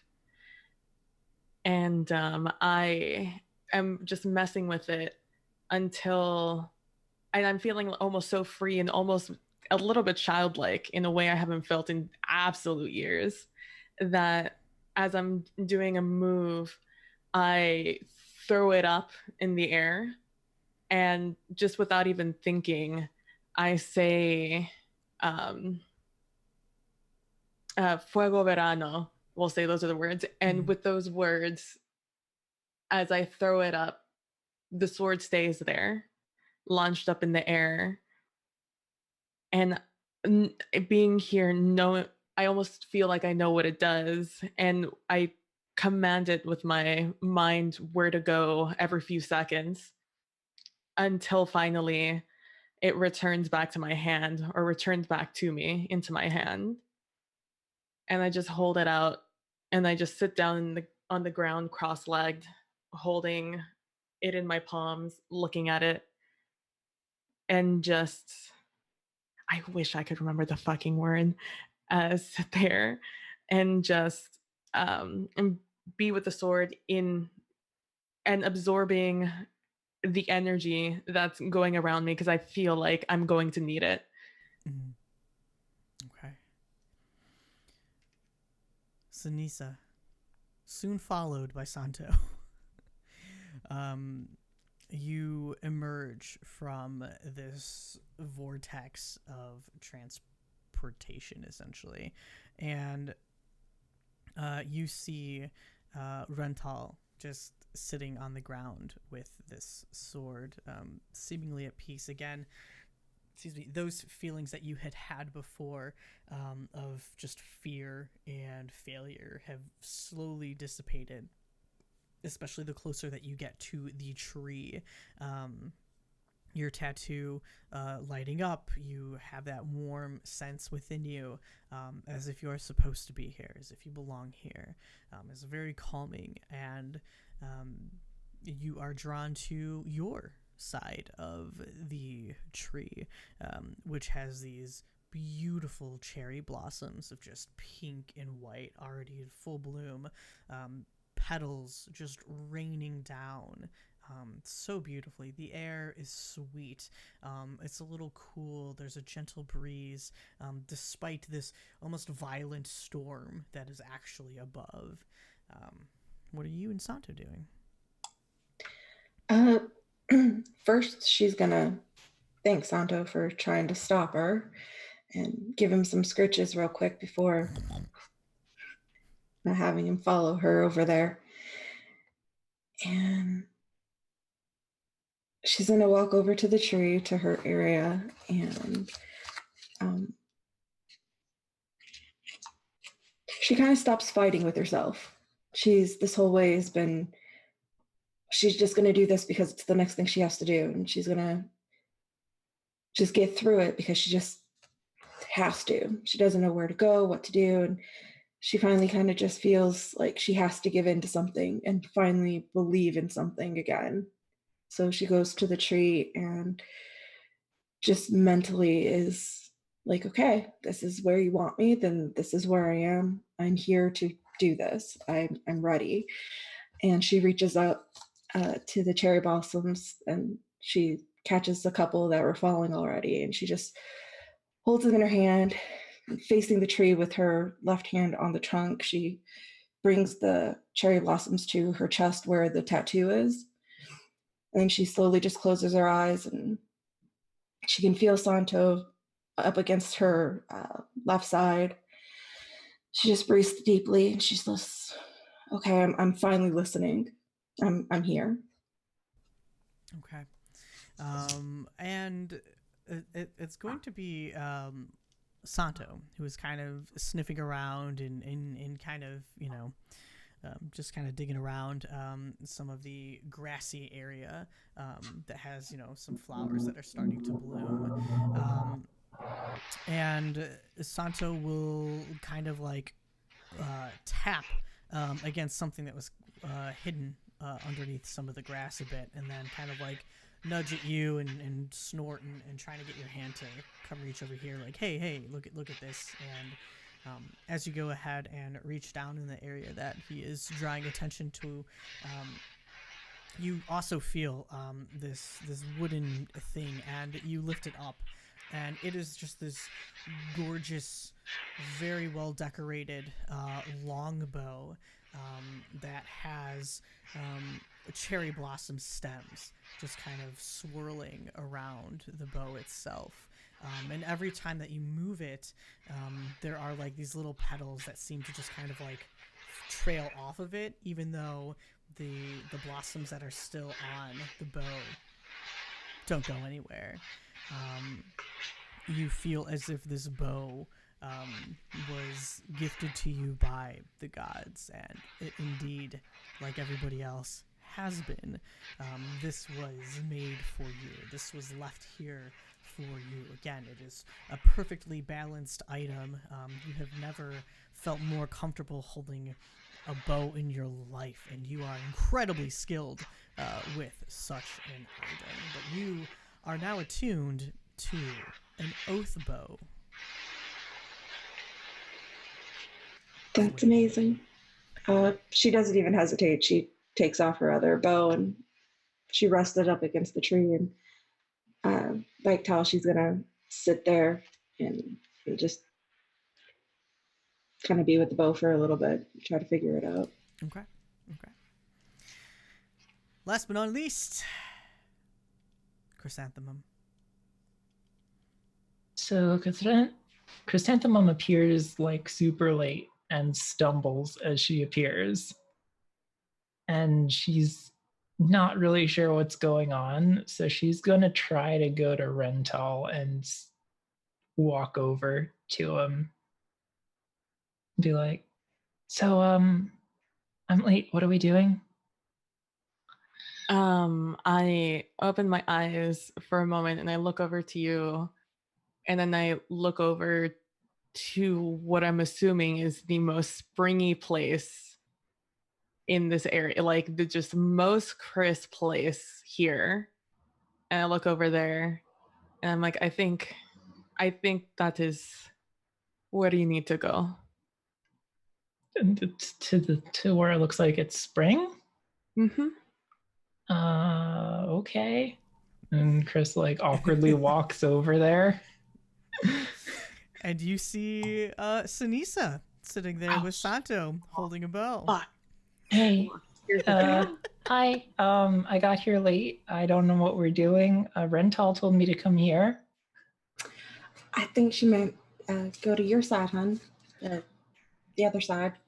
We each have a side. Well, she's over in summer. He's in winter. I'm over spring.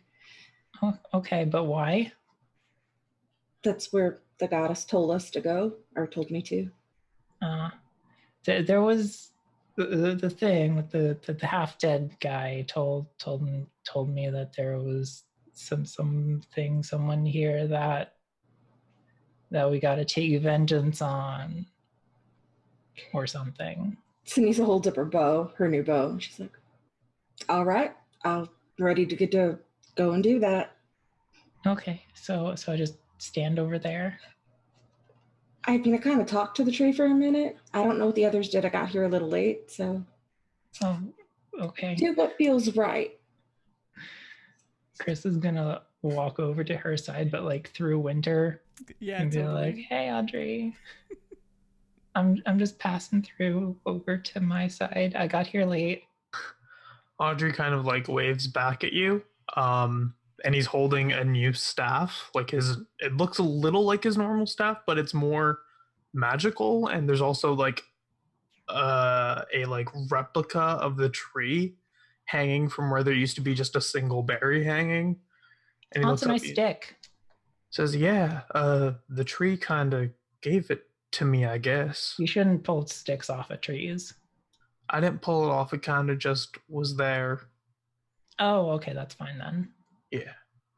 I think you need to go to Fall. Yeah, I'm on my way. And then I think we got to get ready for a fight. I don't want to fight.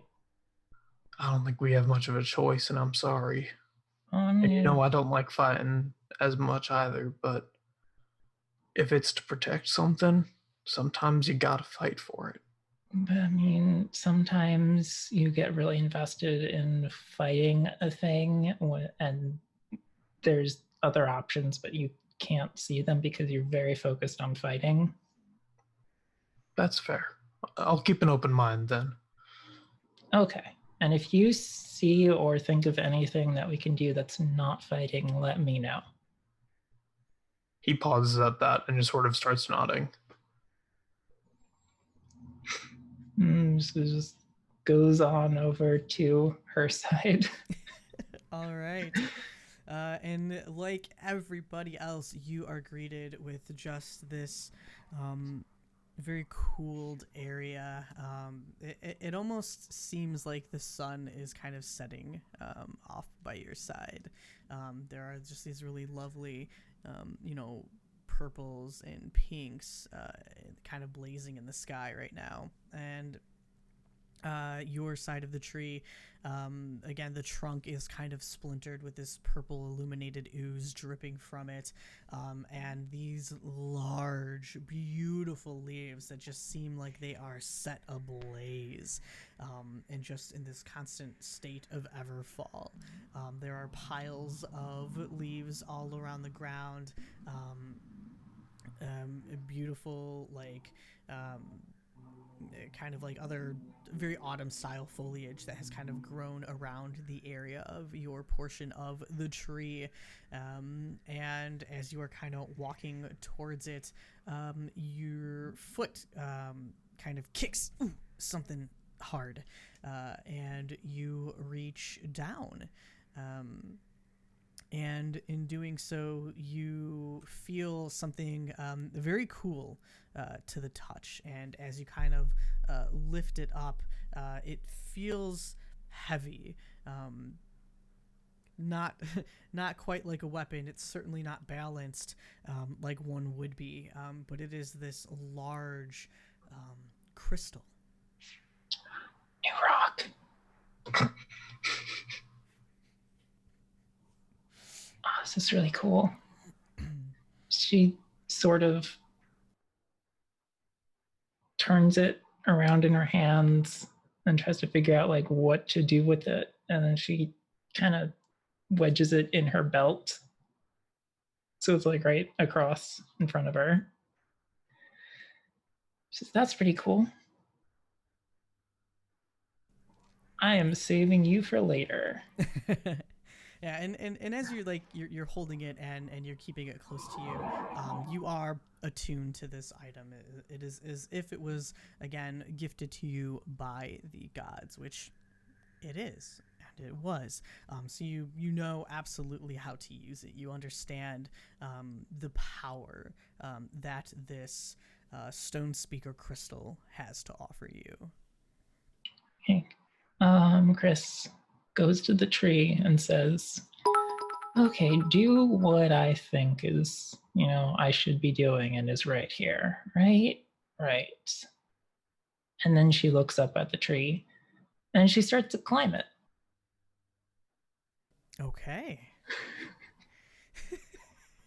You do you. Go ahead and roll an athletics check. That is a 17. Whoa! What? That is amazing. Yeah, you Especially climb it, considering I have a -1 to athletics. which is brilliant. Yeah, no, you have no problems climbing this tree. It is very easy for you to do just that. And she finds a comfortable place in the branches and leans against the trunk and uses Speak with Plants using her stone speaker crystal. Okay. And you would like to, I'm assuming, speak with the plants? Yeah, she rests a hand against the trunk of the tree and says, hello, friend. I'm here to try to help. Is there anything I can do?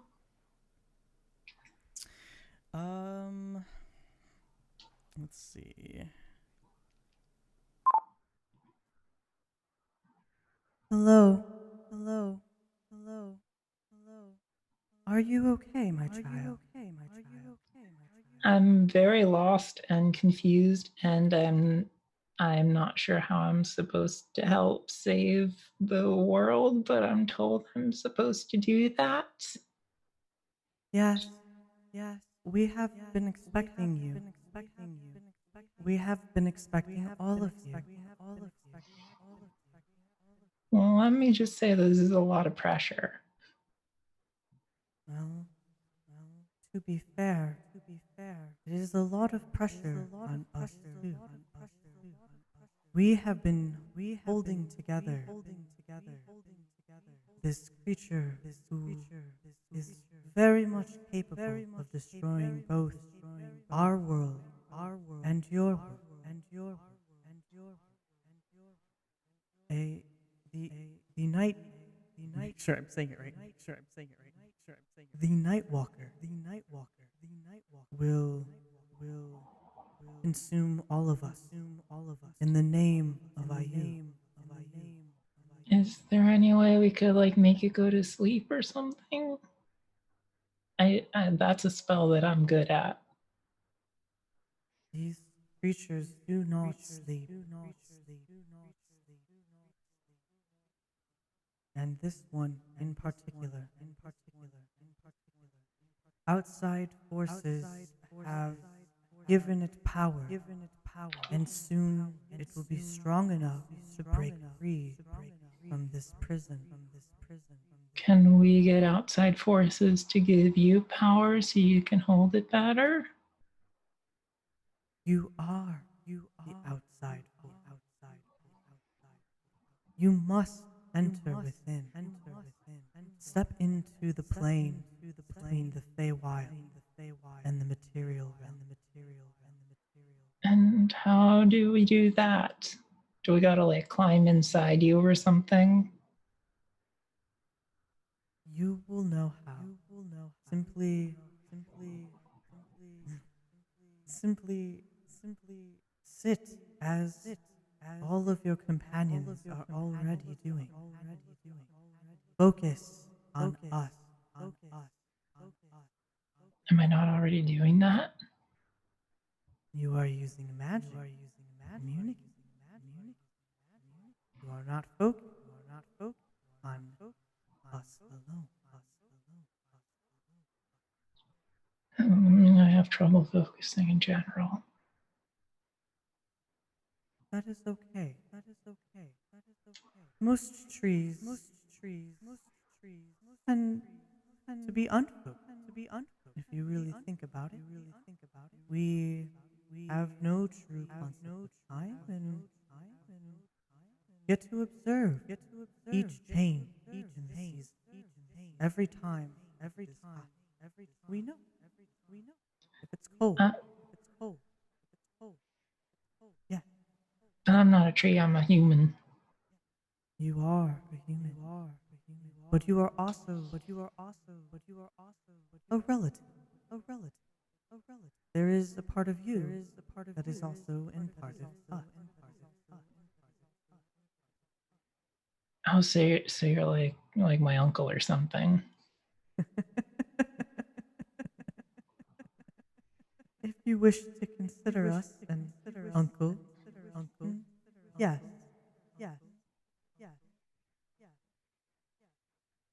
Are you ready?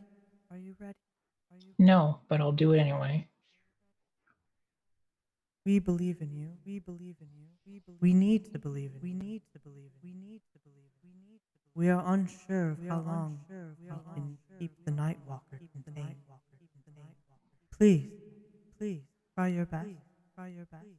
Okay, I'll try, but if I fail, please don't blame me if the world is destroyed. If the world is destroyed, then we are the ones who have failed, not you. Okay, fair, let's get this over with. And how do you finally focus on the tree? I lick it.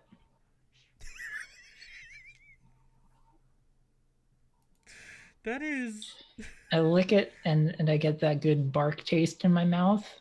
And I use that to focus on that taste and texture on my palate.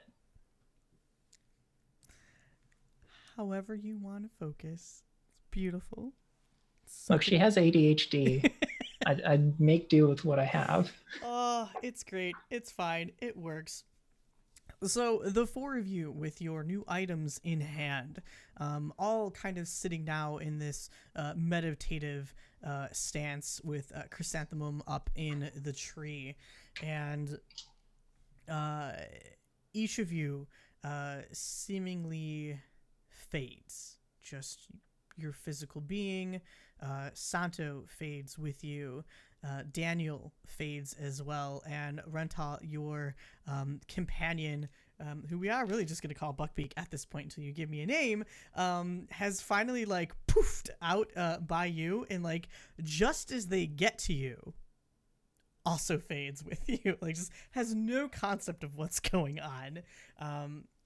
But you are all now transported into this plane between planes. It is somewhere between the Feywild and the material plane. There are these warped, wicked purple skies that are just swirling around violently, constantly changing the area around you. Just a swirl, almost as if you were witnessing time moving at such a pace that a year is merely a second or two. It is the tree is still kind of there, but as you are being transported, it is untwisting itself. And once you finally fully materialize in this plane, each tree that represents your season is now separated off to either side, almost like in a large kind of square region. Again, the seasons changing just violently fast. It is spring and then fall and then summer and winter and over and over and over again. And you are witnessing and feeling this all around you. However, in the center of your trees, there are these large chains that are wrapped around each of the trunks. And this divine energy is surging between them, and bound by each of these chains is this horrific shadowy humanoid creature. And there are these lightning strikes that occasionally just hit it, of black and purple auras. And each time it strikes, you can hear it just howling. But it doesn't seem to be hurting it. It seems to be helping it.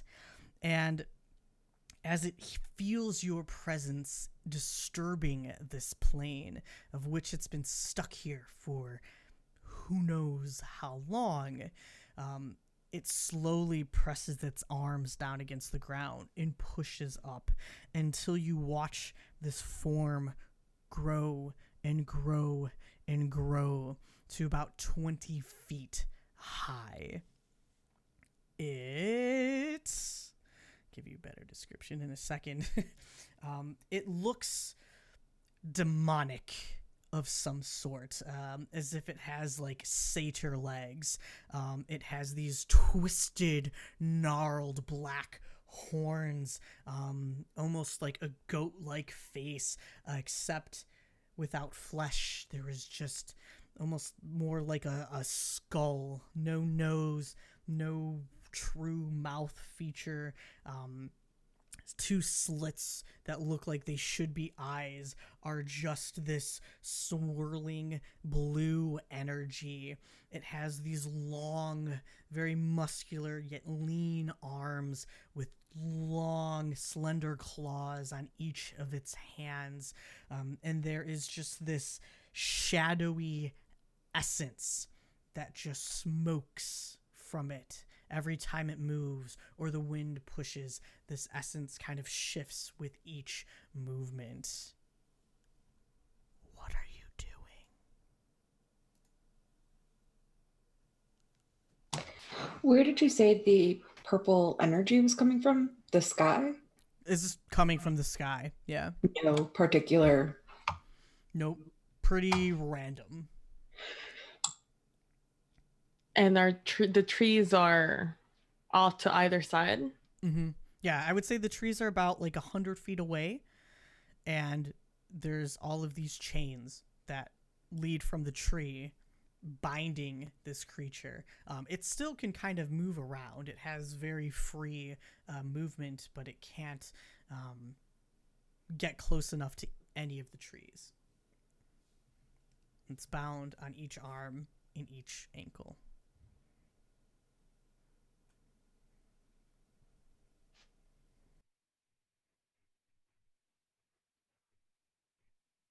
You're muted, Audrey. Or Russ.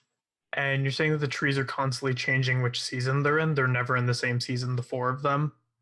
It's just No. like it turning over? The rest of the world is changing okay. seasons, but those Alright. trees in particular, yours is still very much winter, still very much spring. It's just everything else around this particular plane. The seasons are just constantly changing. All right, I'm going to go up to the winter tree and place a hand on it Okay. and just focus on the tree for a moment. Okay. Yeah, samesies. How close is the creature to the trees right now, since he's bound to them? Well, it's each one's about 100 feet away from it. So, and it can't get maybe... It has about 30 feet of movement before another chain kind of pulls it back. So it can't get close enough to the trees. Okay, so if I go to the spring tree, I could be at least 100 or so feet away from it. Yes. Yeah, absolutely. Okay, perfect. Then yeah, I'll walk my happy butt over there with Santo staying close to me. Okay.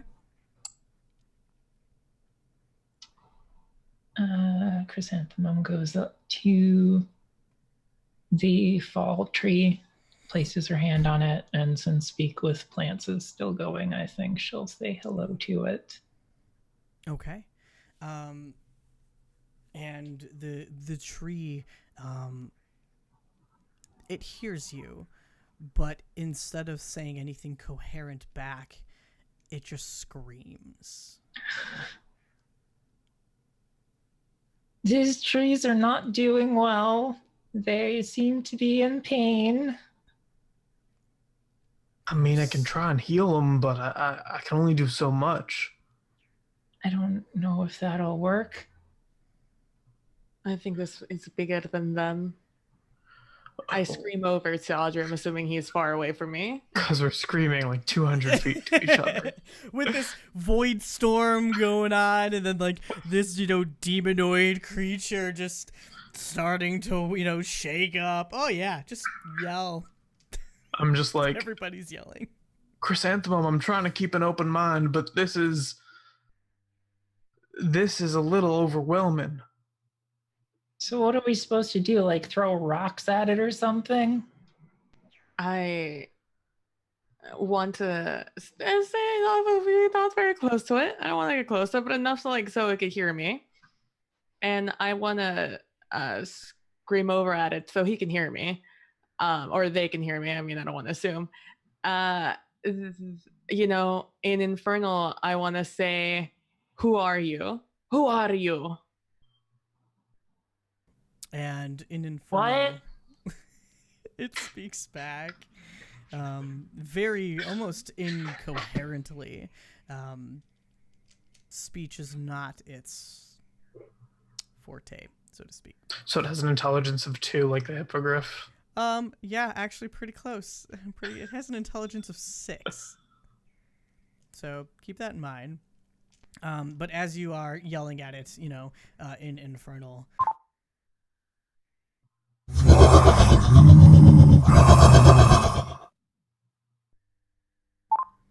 it bellows towards you. Well, that's fun. Yeah, right? I want you all to roll initiative, please. How about we don't? I was gonna say, would my bow be activated by this as I'm holding it? If Like, if you've had the enough time in this moment. Yeah. so here's my other question. Mm-hmm. I do speak Elvish. Never mind. So if my bow tells me swift defeat to my enemies, can before all this, as it's bellowing, can Sinisa take a first strike? Yeah, if you want to do it like a surprise round. Yeah. Okay. But go ahead and everybody with your initiatives. Who has 20 or higher? Russ. All right. Audrey. 20. I got a 22. Yeah. So that's a 22. 20 also or 22? 22 as in 2-2. That's a good question. Oh, good God! Hello, thank you for subscribing. It's always so loud. It's so loud in my ears. What's up, K-Hit? How's it going, Kevin? Welcome. Appreciate it. Much love. 15 to 20. I got a 19. 19 from Chris. All right, and Rental, what did you get? A 13. Okay, 13. Well, that's fancy because all of you get to go before this creature who I poorly rolled a 7. Yay! Keep those rolls up. Yeah. Yeah. Keep rolling that's- 7s. Yeah, right? Yeah, y'all wish. Y'all wish. Ren. I'm sure it has like a plus 100. So Oh, totally. It's what it I is. It's hope fine. he scaled it down. Did I, though? plus did 99. I did let you guys take level 5. Good balancing. Plus 99. Yep. All right. So, we will go ahead and Sinisa, because you wanted to actually take an action, we'll say the surprise round is on you and you alone. What are you doing?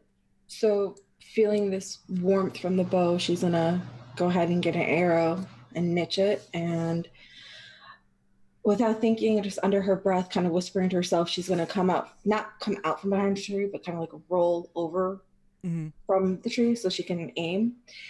And in Elvish, she's gonna whisper, "Swift death to you who have wronged me." Like she just knows to say that.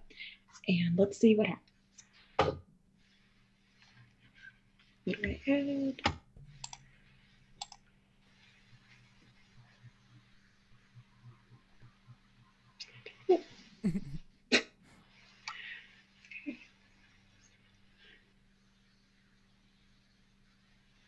So that's an 18.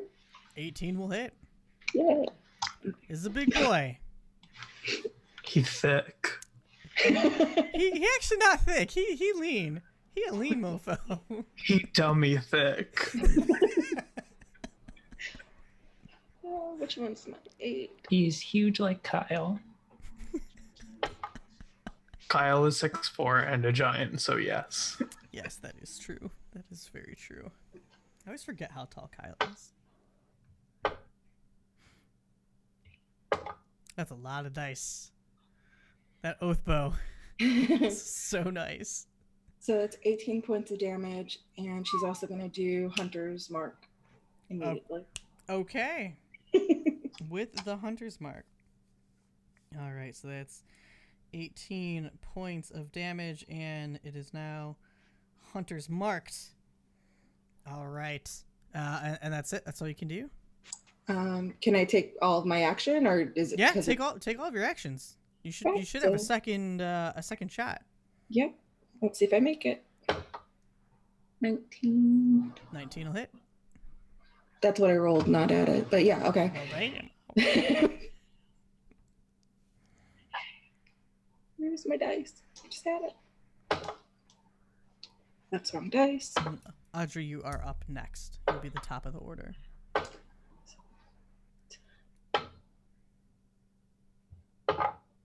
16 total. Okay, another 16. Beautiful. All right. Yeah, go ahead. What does this look like? This new bow. How does it feel? Go ahead and explain how you do a shit ton of damage. So it feels very warm in her hand, but cooling at the same time as the cherry blossoms are falling. And it's more that voice in her head that seems to be kind of directing her. And instead of fighting it, she's giving in, and she gets to see like what it means to actually listen to herself. Because even though it's the bow talking to her, it also kind of feels like she's just listening to her own intuition. And these arrows just come shooting out with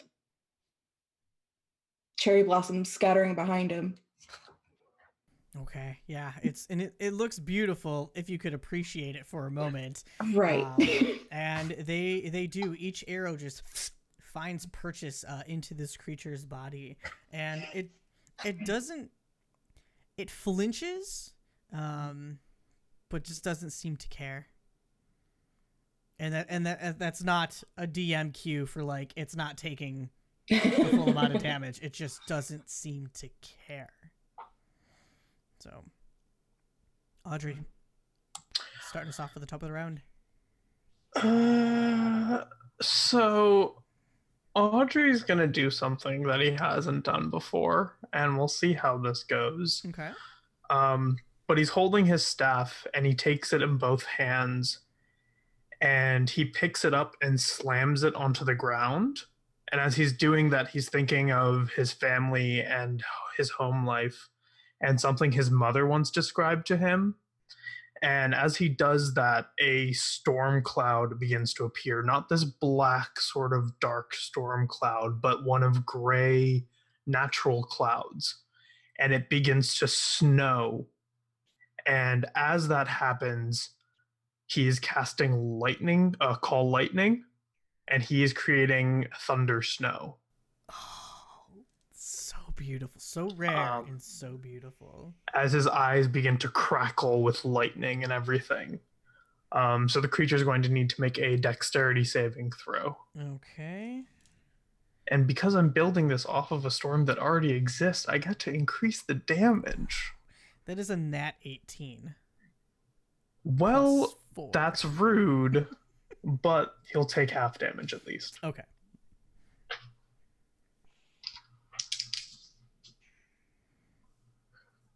And then Sinisa, you are going to be up again. That's going to be 12 damage that's already been halved. Okay, thank you. Wow. 12 lightning damage. That's big damage. That's big. It would have been damage. 23. Oh no, that's dang good. Alrighty. Anything else that you can do? Not particularly. Okay. I don't really have any bonus actions, unfortunately. No, that's okay. That's okay. All right. Any movement? No, I think he's gonna stand by his tree. Okay. Sinisa, you are up.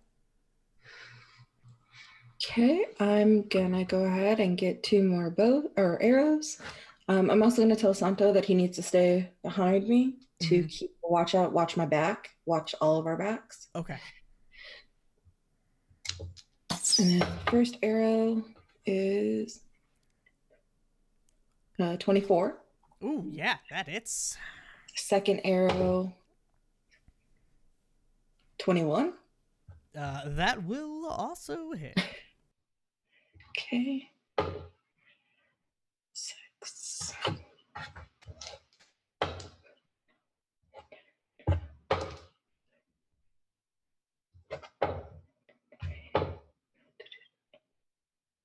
First one's 26 points.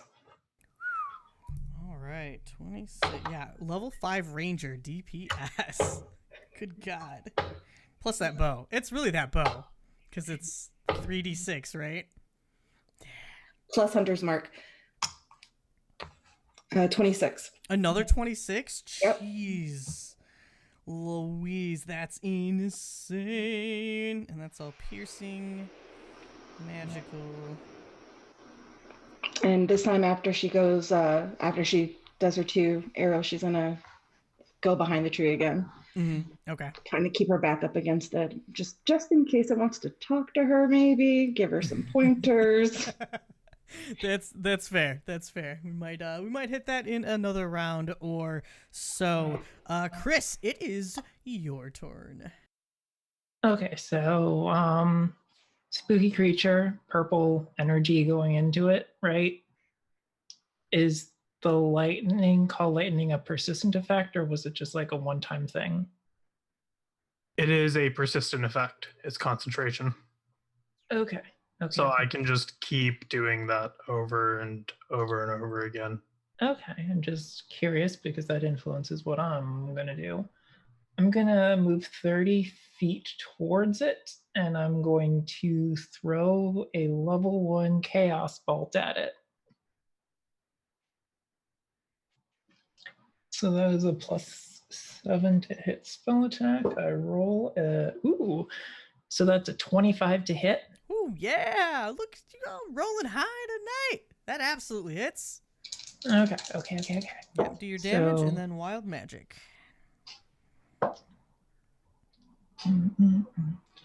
That is 10 damage total, and it is going to be 10 acid damage. Ooh.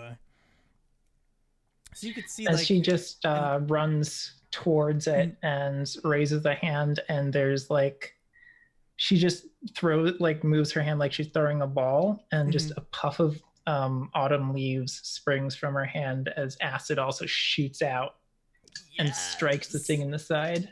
Oh, so good. And the acid interferes with the smoke that's kind of emanating from its body. And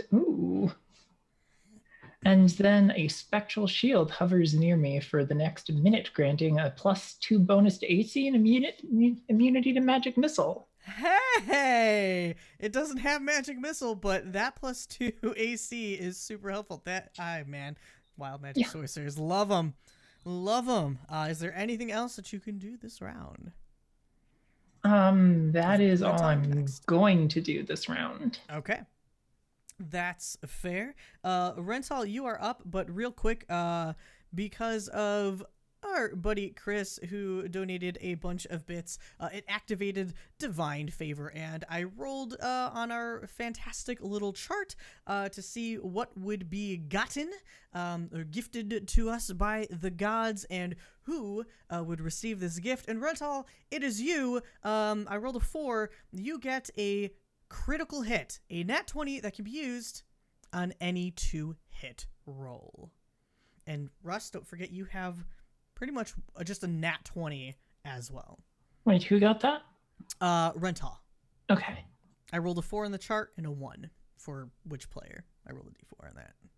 Damn, I really should have taken that other sword. I just never roll a natural 20. Natural 20 on any attack roll. Yep, on any attack roll. All right, just gonna throw that in the notes real quick so I don't forget.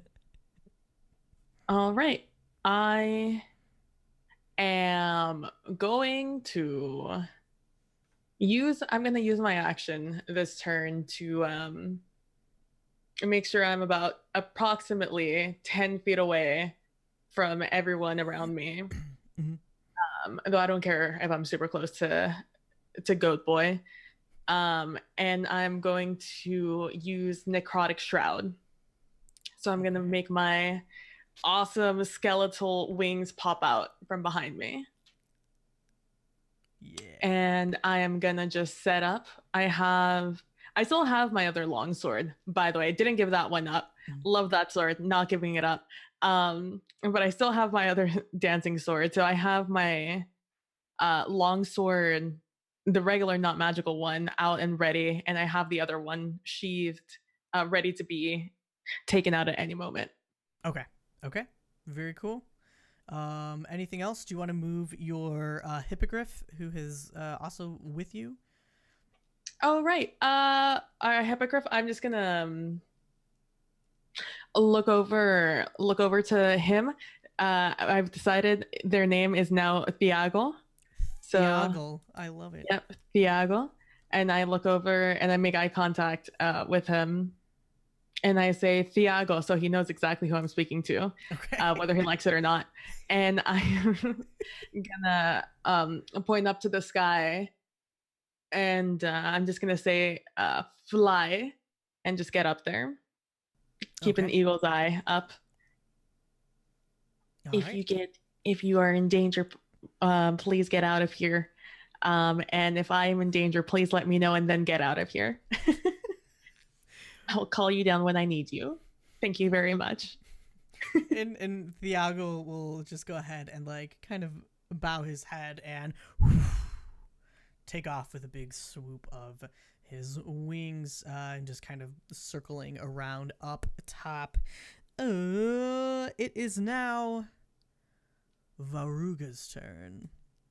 And taking, a lot of damage, really, from each of you, it is just going to kind of like raise its arms for a moment and tense and just kind of flex down, the 2 arrows slowly popping out of its body.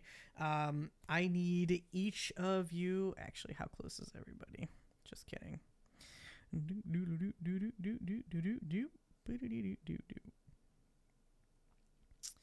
You are okay. Nobody's within 30 feet, correct? Okay, yeah, you're all pretty far away. So never mind on that. Still flexes though, pushes out the arrows, and we'll go ahead and I'm gonna just 1d4 this again. 1, 2, 3, 4. Going clockwise. That's a 1. Sorry, Renta. Is going to point at you, one of its long, black, clawed fingers. And I need you to make a wisdom saving throw.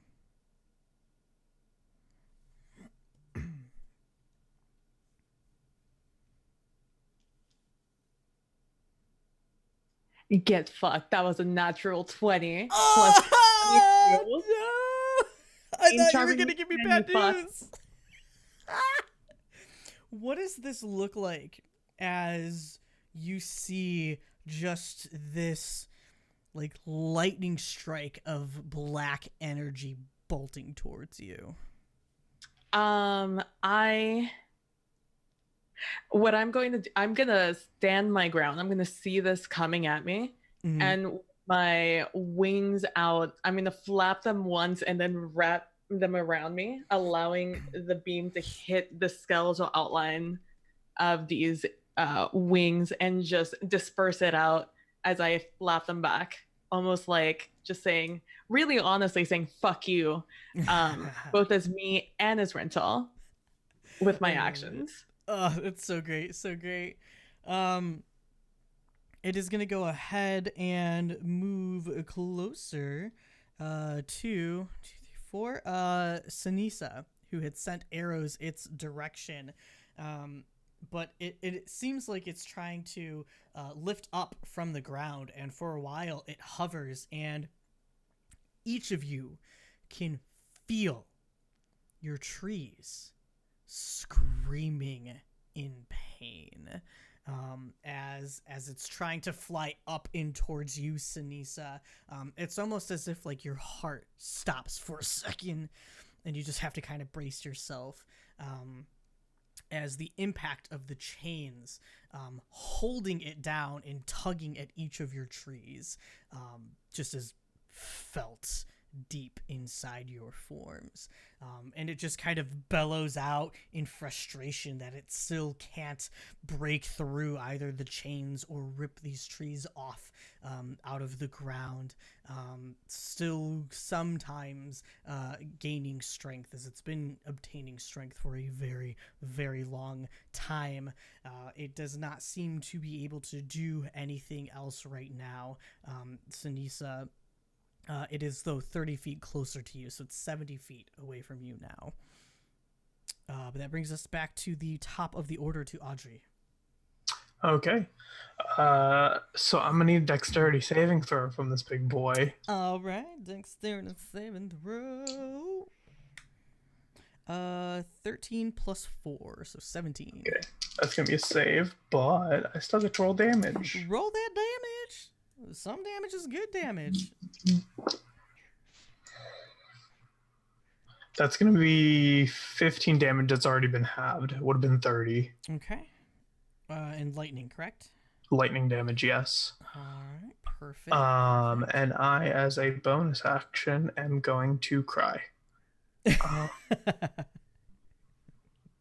love it. Yeah, actually, as a bonus action, I'm going to cast Shillelagh on my new staff. Okay. In case it gets close, I'm going to whack it with my staff. You Some never plan. know. Never know when you need that. That's fair. That's totally a valid plan of attack. All right, Sinisa. You're up. Are there any other trees besides the 4? No. It's just a blank canvas sort of deal. Mm-hmm. Yay. Do you need another tree? Cover would be good. I can help out with that next turn. Thank you. You can. I have 30 speed, so I'm going to take 30 feet back since he seems to want to get close to me. The jerk. And I'm going to have Santo move back with me.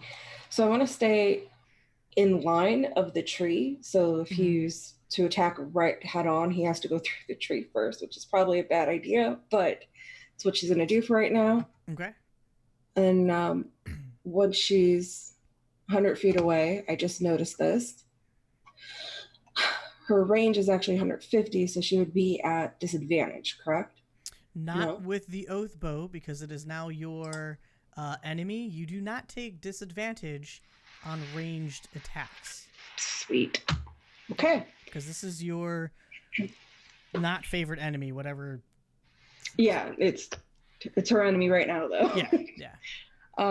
Okay, so we're gonna do Hail of Thorns. Okay. If this works. Okay, that's not gonna do it. 24 to hit. 24 hits. So it's a D10 with Hail of Thorns. Where's my 10? That's 8. That's percentage. Who the hell's my 10? Oh, you're a 10. 7. Where the hell did it go? I just had you. Oh, wait, he has to make a dexterity saving throw. Okay. Ooh, that's a natty 1. That's a fail. Okay. So that will be 7, and then plus the regular damage. 8 and 10, 15, 19, 25 total. Okay. Oh, wait. Yes, 25. What type of damage? Piercing still? Piercing and Tail of Thorns piercing as well. I believe so. Yeah, I think it's just piercing damage. Okay.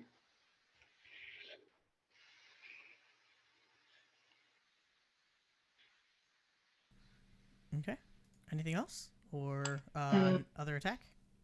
Yeah, I'll do the second attack. That's an actual one, so never mind. Okay. Wait, So that I think I get advantage because of the Oathbreaker. Yes, you get Russ is advantage on saying all yes. attacks against your enemy. So that nat 1 turns into a never mind still anyway. all right. Well then, Chris. Okay, so I'm gonna continue to move closer to this thing using my full 30 movement speed. How Okay. far am I from it now? You've moved 30. You've moved another 30, so you are 60 feet closer. So total. So you're 40 feet away from it. But I also moved towards Sinisa, so I don't know how that Mm. works. How close do you need to be? Semantics at this point. How There's a lot of close do I space. need? It depends. Like what I want to do depends on how close I am. Okay. So if you moved a bit towards Sinisa before she moved far back, but you moved 30 feet closer, we'll say that you're at 70 feet away. Okay. So she is going to reach into one of her pouches and pull out a little jar of molasses and screw the top off and point the jar at the thing and cast a spell, which she makes an arcane gesture and then hits the bottom of the molasses jar, and all the molasses just explodes out at this creature, hitting it to cast slow on it. And she is going to use 3 sorcery points to use the heightened spell metamagic, so it has a disadvantage on a wisdom saving throw versus the slow spell DC 15. Okay. So let me see. On a, you said wisdom saving throw? Yes, Yeah, let me get this boy's it wisdom. has disadvantage, so please fail. It's not a wise boy. Good. That's, yep, nope. That was a 17 and a 9. So it fails. Okay, good. Good. So it is affected with slow, which let me just read this whole block text for you. An affected target speed is halved. It takes a -2 penalty to AC and dexterity saving throws, and it can't use reactions. On its turn, it can use either an action or a bonus action, but not both. Regardless of the creature's abilities or magic items, it can't make more than 1 melee attack or ranged attack during its turn. If the creature attempts to cast a spell with a casting time of 1 action, roll a d20. On an 11 or higher, the spell doesn't take effect until the creature's next turn, and the creature must use its action on that turn to complete the spell. If it can't, the spell is wasted. A creature affected by the spell makes another wisdom saving throw at the end of each of its turns. On a successful save, the effect ends for it. That's mighty fine. And then do I roll a wild magic surge? You do. It's wild magic spell. Okay. I heard a wonderful thing about -2 to dexterity saving throws, so Mhm. thank you. Yeah. Yep, you're welcome. And that is... Ooh. For the next minute, I regain 5 hit points at the start of each of my turns. Ooh. Good God. Because we've taken so much damage. Just so much damage. All right. Renta, your turn. All right. So I moved approximately over 15 feet away from everyone around me at the beginning of my last turn because I didn't want any of them to make a a charisma save against being afraid of me. And I moved closer to the thing, but I was outside of the 30 feet. Correct. So approximately how close am I now? Because he also moved forward 10 feet or however many closer to he moved Sunisa. 30 feet closer to Sunisa. So it's probably 30 feet away from you. Okay. So he is far from me is what you are saying. Yes. Okay. So seeing as this thing didn't like pop out of its things, I'm gonna tell Hippogriff to come down close to me, and I'm gonna jump up on it Okay. with whatever extra movement he has, move closer to Okay. it. Let me double check his movement. Okay, he's got a flying speed of 40. 60. 60. Oh my Yep. gosh. 40 Where did walking, I- 60 flying. So it can, bitch. yeah. Yeah, how close do you want to get to this thing? Into melee range, Into melee ideally. range? Okay. Yeah, we could say you're there. Oh, You are there. damn, bitch! I wasn't expecting that. Go Okay, for it. I don't give a fuck. all right. Get in there. Oh, fuck. And I know I said I was going to take Great Weapon Mastery, but I was reading it earlier, and that only works with heavy weapons, and I don't have a heavy weapon, so That's true. I changed it out to Mounted Combatant, which I didn't get to read, but I'm hoping helps me out. It so- does. You can't be knocked off of your mount, which is Okay. amazing. Yeah. All right, and this thing is huge. Yeah, you told me it's huge, 20 feet. Yeah. Okay. It's a big, First an big attack. creature. Oh, okay. It can attack my mount. Good. All right. All of these things that I'm reading sound like good things. I'll read it in case you want to attack my poor Thiago.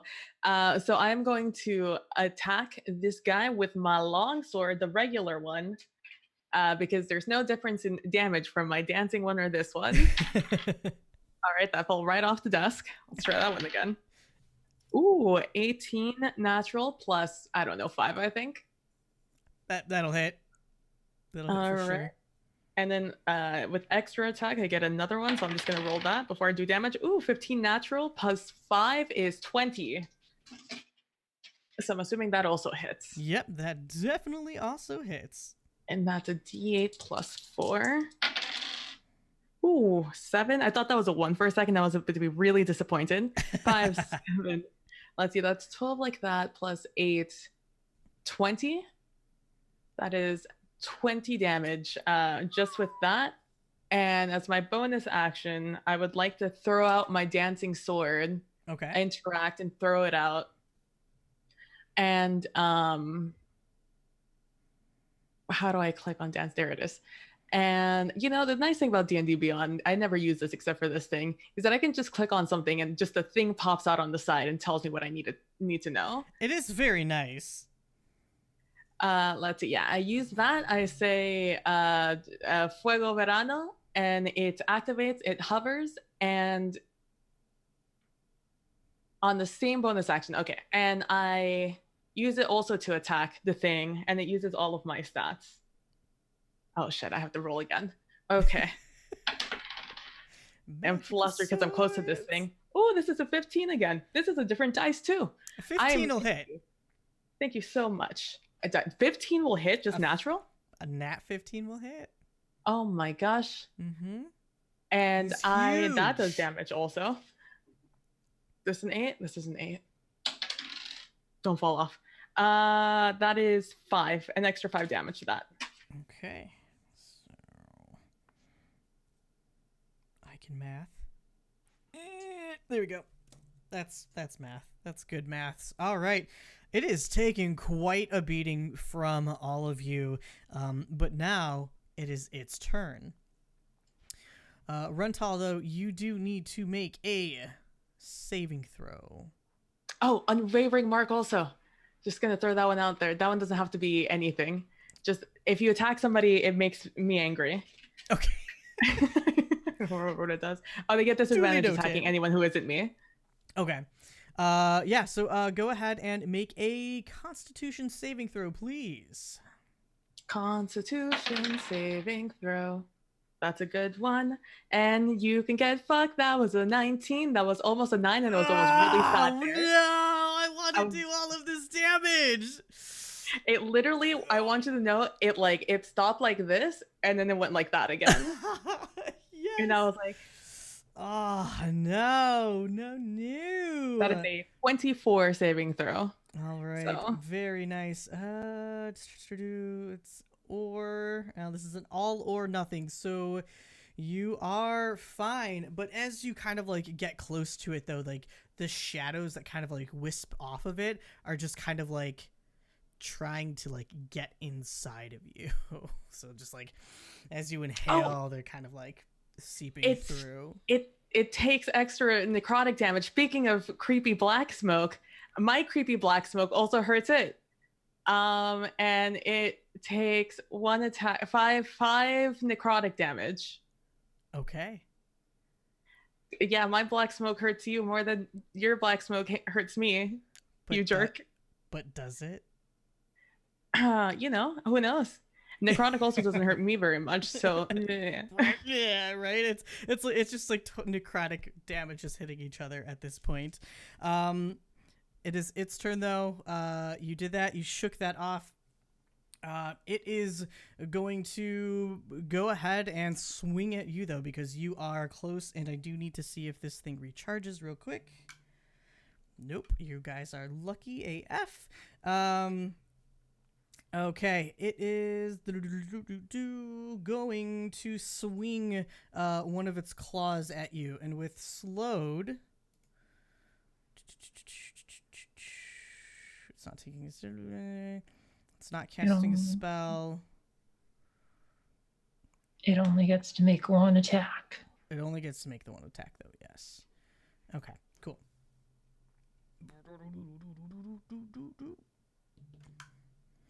That is lovely. I'll take that. 22 to hit. yes, that will hit me. Okay, and you are going to take 7, 13,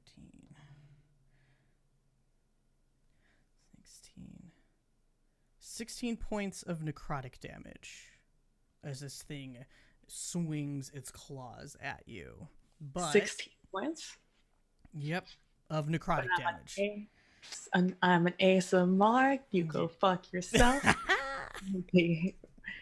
From 8 damage from that. Yep, nope, that's all right. And that's all it can do this turn. It is engaged in combat and can't do anything. So we are back to the top of the order. Audrey, it's you. I'm gonna need a dexterity saving throw. Okay. -2. By Minus the way. 2. So that is 18, but minus 2, 16. Can't you just fill one of these for me? Like, come on. It's a dumb boy, but it's a dexterous boy. And I keep rolling so well. That's gonna be 11 lightning damage. Okay. And seeing Rental begin to run up and fight, Audrey is going to begin to move closer to this creature. So he's going to take his 30 foot of movement towards the creature. Okay. So he's probably around 40 feet away or so. All right. Anything else? Nope, that's it. Okay. Sinisa. Sinisa is. The arrows that he took out and threw back down are. How far away are they? We'll probably right at his feet. I don't like. So 100 feet away from you. I don't like any of this. Okay, so all she can really do is arrow. So that's what she's gonna do. 17, 25, Yep, that hits. and 16. 16 will hit. Okay, let's see what the damage is.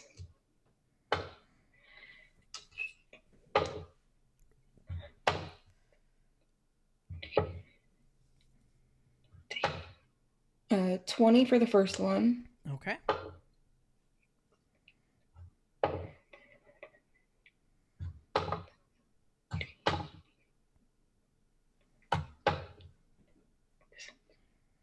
28 for the second. 28 for the second. Dang, that's so much damage. From those two shots, they look like they sink in a little deeper, and you could see some of the gray smoke that surrounds its body seems to be waving and flailing around a little more sporadically right now. Can I have her mostly be aiming for like the shoulder area, like arm, chest, shoulder area? Sure. Mm-hmm. Specifically. Yeah, And he's big she's enough. He's gonna- not blocking it. He's Mhm. focused on Rental right now. And she's gonna call out to the tree for help as well. Like, we're gonna need help with this kind of deal. Okay. You gotta do something more than just scream in my head, please, thanks. Okay. All right, Chris, you're up. I'm gonna throw another level 1 chaos bolt at it. Yay! So that is a 26 to hit. Oh my god, yes, that hits. Jesus fuck.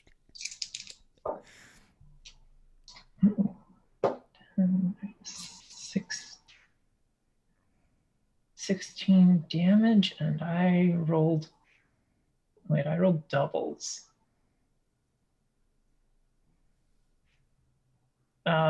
There isn't another target though, so the effect of it leaping to another target doesn't do anything, but that is 16 poison damage. Okay. So as that poison damage comes and hits it again, is it kind of like how the acid damage had happened with the leaves? Yep. Okay. It seems to absorb that damage to no effect. Oh, okay. Okay. So poison doesn't work. Got it. Noted. Chris says out loud. Yes. I'm I'm so scared every time you roll. Goddamn check. A wild magic surge. Yeah. Yeah. Ooh. You'll become invisible for the next minute. During that time, other creatures can't hear you. The invisibility ends if you attack or cast a spell. Alrighty. So you hear, okay, poison damage doesn't work. She's just gone. That's amazing. Oh gosh. All right. Renta. All right.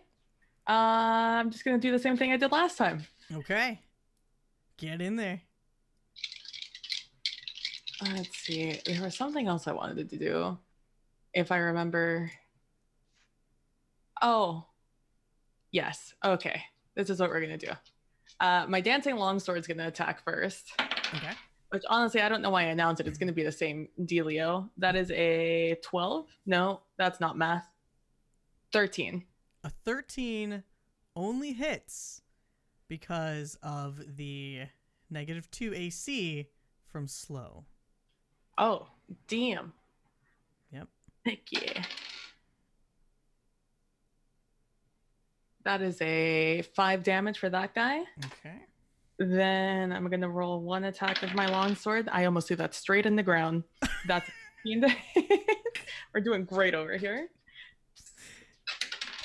And that's, ooh, that's the wrong dice. No, that's the right dice. Then what number is this? Oh, this is a 6. I thought that was a 9. I was very excited for a moment. 6 plus 4, that's 10 damage there. And then for my last attack, I want to use the critical hit. Okay. Damn. All right, here's hoping big money, no whammies. Or is it, no, it's 2, I roll 2 things. How do we do criticals on this show? This, I would say, this is divine, right? This was given to you because of divine favor. Max damage. Max damage? Yeah, we're going to max damage it. This was a gift from the audience. Thank you. Let's see. Chris. Then max damage is 8 plus 4. That is a 12. Would be max damage on this attack then. Okay, so another plus 12. So you in total just did 27 points of damage to this bad boy. He's still standing. Plus 5 necrotic. Even though it does nothing, it makes me feel better to know that I said it. Fair enough. It's nice to know that you have all that damage. So it would have been over 30 damage that round. Nice. Yeah. Very nice. All right. It is the creature's turn, and I'm going to do a quick recharge. Ooh, all right. You need to, Rental, need to make me a Constitution saving throw, please. I'm so nervous about which dice to pick up now. Constitution, you said? Yes, Constitution. Oh my gosh. I want you to know that this dice rolled on a 5, a 2, and a 4, and I'm like, that's it, that's GG. It landed on an 18. It went around all those numbers and then fell on the 18. Thank you, keyboard, so much for being the border that stopped that from happening. Oh my gosh, stop fighting this ability! Ah! You're the only one in range. Damn. Oh, I know. That's why I have a heart attack every time I roll. All right. Well, its other ability is recharged, but it's instead still kind of impacted by the slow spell. Comes and swings at you with its big cleaving arm. Okay, that's a nat 19 plus 6. 25 hits, yes. Okay. And that is D8. Ooh. 9,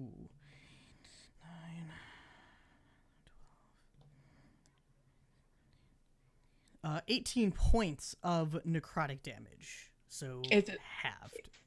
Is it looking really fucked, by the way? Or just kind of fucked? It looks rough, we'll say. It looks rough right now. Okay. Yeah. It's looking a little on the fringe. But also noticing the time, and we definitely have to sneak into another episode. At the end of its turn, it gets frustrated again, these restraints and being forced to slow down. It is going to muster strength again, and just kind of howl up at the sky, and you see a bolt of this black purple, twisted energy strike right at its chest, and you hear it bellow out, and you can see the energy just rippling through its body, and it just looks down at you like it's getting ready to once again try to pull against those restraints. And we're gonna stop here for tonight. No. Yes, because it's late AF. We're already over. Holy crap, y'all did so much damage. So much damage. It's beautiful. Big shout out though to Chris. Thank you so much for those bits, and for everybody who has joined us tonight. That amazing nat 20 max damage was because of all you folks for donating bits to the channel. So thank you so much. We're gonna do a quick outro because I'm tired. I'm sure all of you are tired, and we're gonna hopefully be back next week. That's the plan.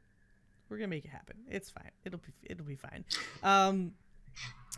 Quick wrap up around. Let people know who you are, where they can find you, what projects you are part of, and we'll start with Kika.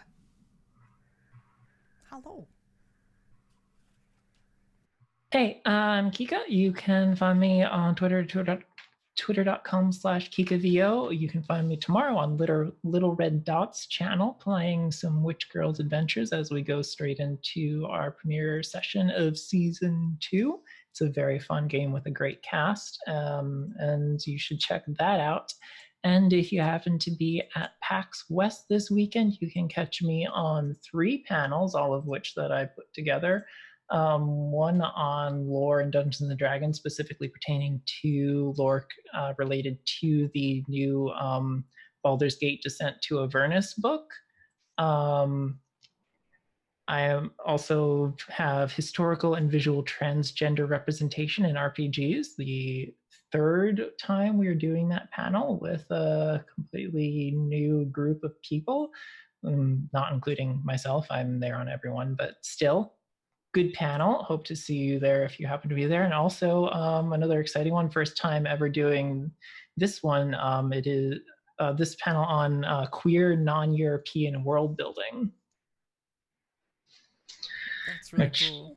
yeah, it has an amazing cast. And Sharong is on that, so I hope that he stays relatively tame.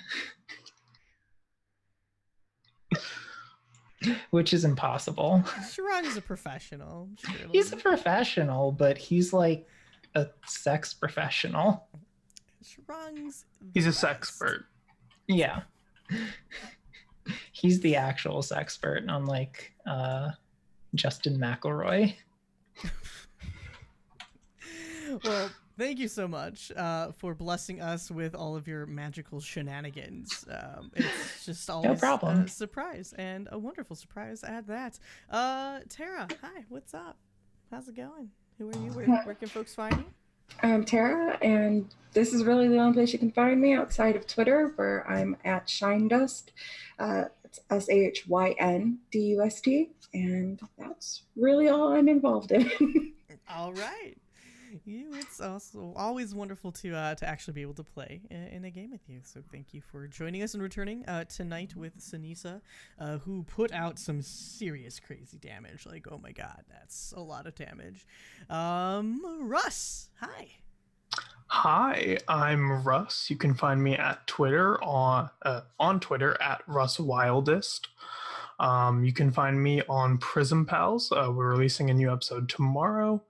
You can also find me this week only, currently, guesting on Rise of the Demigods on Wednesday at 6 p.m. Central. Yeah, so that's me. All right. Well, thank you for joining us tonight. And PB, hello. Hi, I'm PB from @PBPlaysInside, in which you can find me on Twitter, Twitch, and Instagram. I stream Tuesdays, Wednesdays, and Thursdays on my channel, doing variety gaming. And also, we've been doing some creative streams on Wednesdays where we learn how to do fantasy map making the only way you can, just by trying.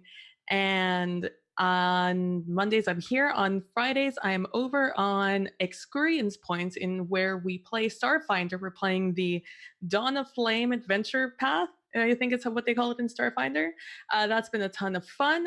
It's a lot of shenanigans and a lot of fire. Surprise, surprise. And anything else I'm doing? Probably not. Oh, yes, Fridays. I do have another game. On Fridays, I play Castle Falkenstein over on Wandering DM's channel, in which I play one half of the Lady Detectives, and we are just a bunch of people, a bunch of Europeans just on the train trying our absolute best to detect and stop apparently a divine statue that was stolen from the Vatican from getting into Prussian hands, because they want to start a war with everyone because history. And yeah. So that is what we're doing over there, and that is me for the week, pretty much for the next few weeks. It sounds like you have one heck of a schedule and a crazy adventure for that Friday game. That's pretty nuts. That's really cool. My name is Gnome. You can find me on Twitch, Twitter, and Instagram at Nomedic. I am in a variety of games throughout the week, here on Twitch and in podcast format. Normally you can find me obviously here on Mondays. Wednesdays you can catch me on the Gods Fall Twitch channel or on demigodsfall.com, where we do the podcast Rise of the Demigods. Thursdays I'm over on Unmade Gaming's channel playing an Eldritch Horror Cypher System game on Thursday nights, and on Sundays you can catch me over in the Kobold Press Twitch channel, where we are playing a Tales of the Old Margrave inspired adventure set in the world of Midgard. That's going to be it for us tonight. Again, thank you to everybody who followed the channel, who subscribed, and for obviously tossing out some bits our way. Those are always helpful. Thank you all so much, and we'll probably, hopefully, maybe catch you next week. We'll see. It's fine. It's all great. We love you. Catch you later. Bye, everybody.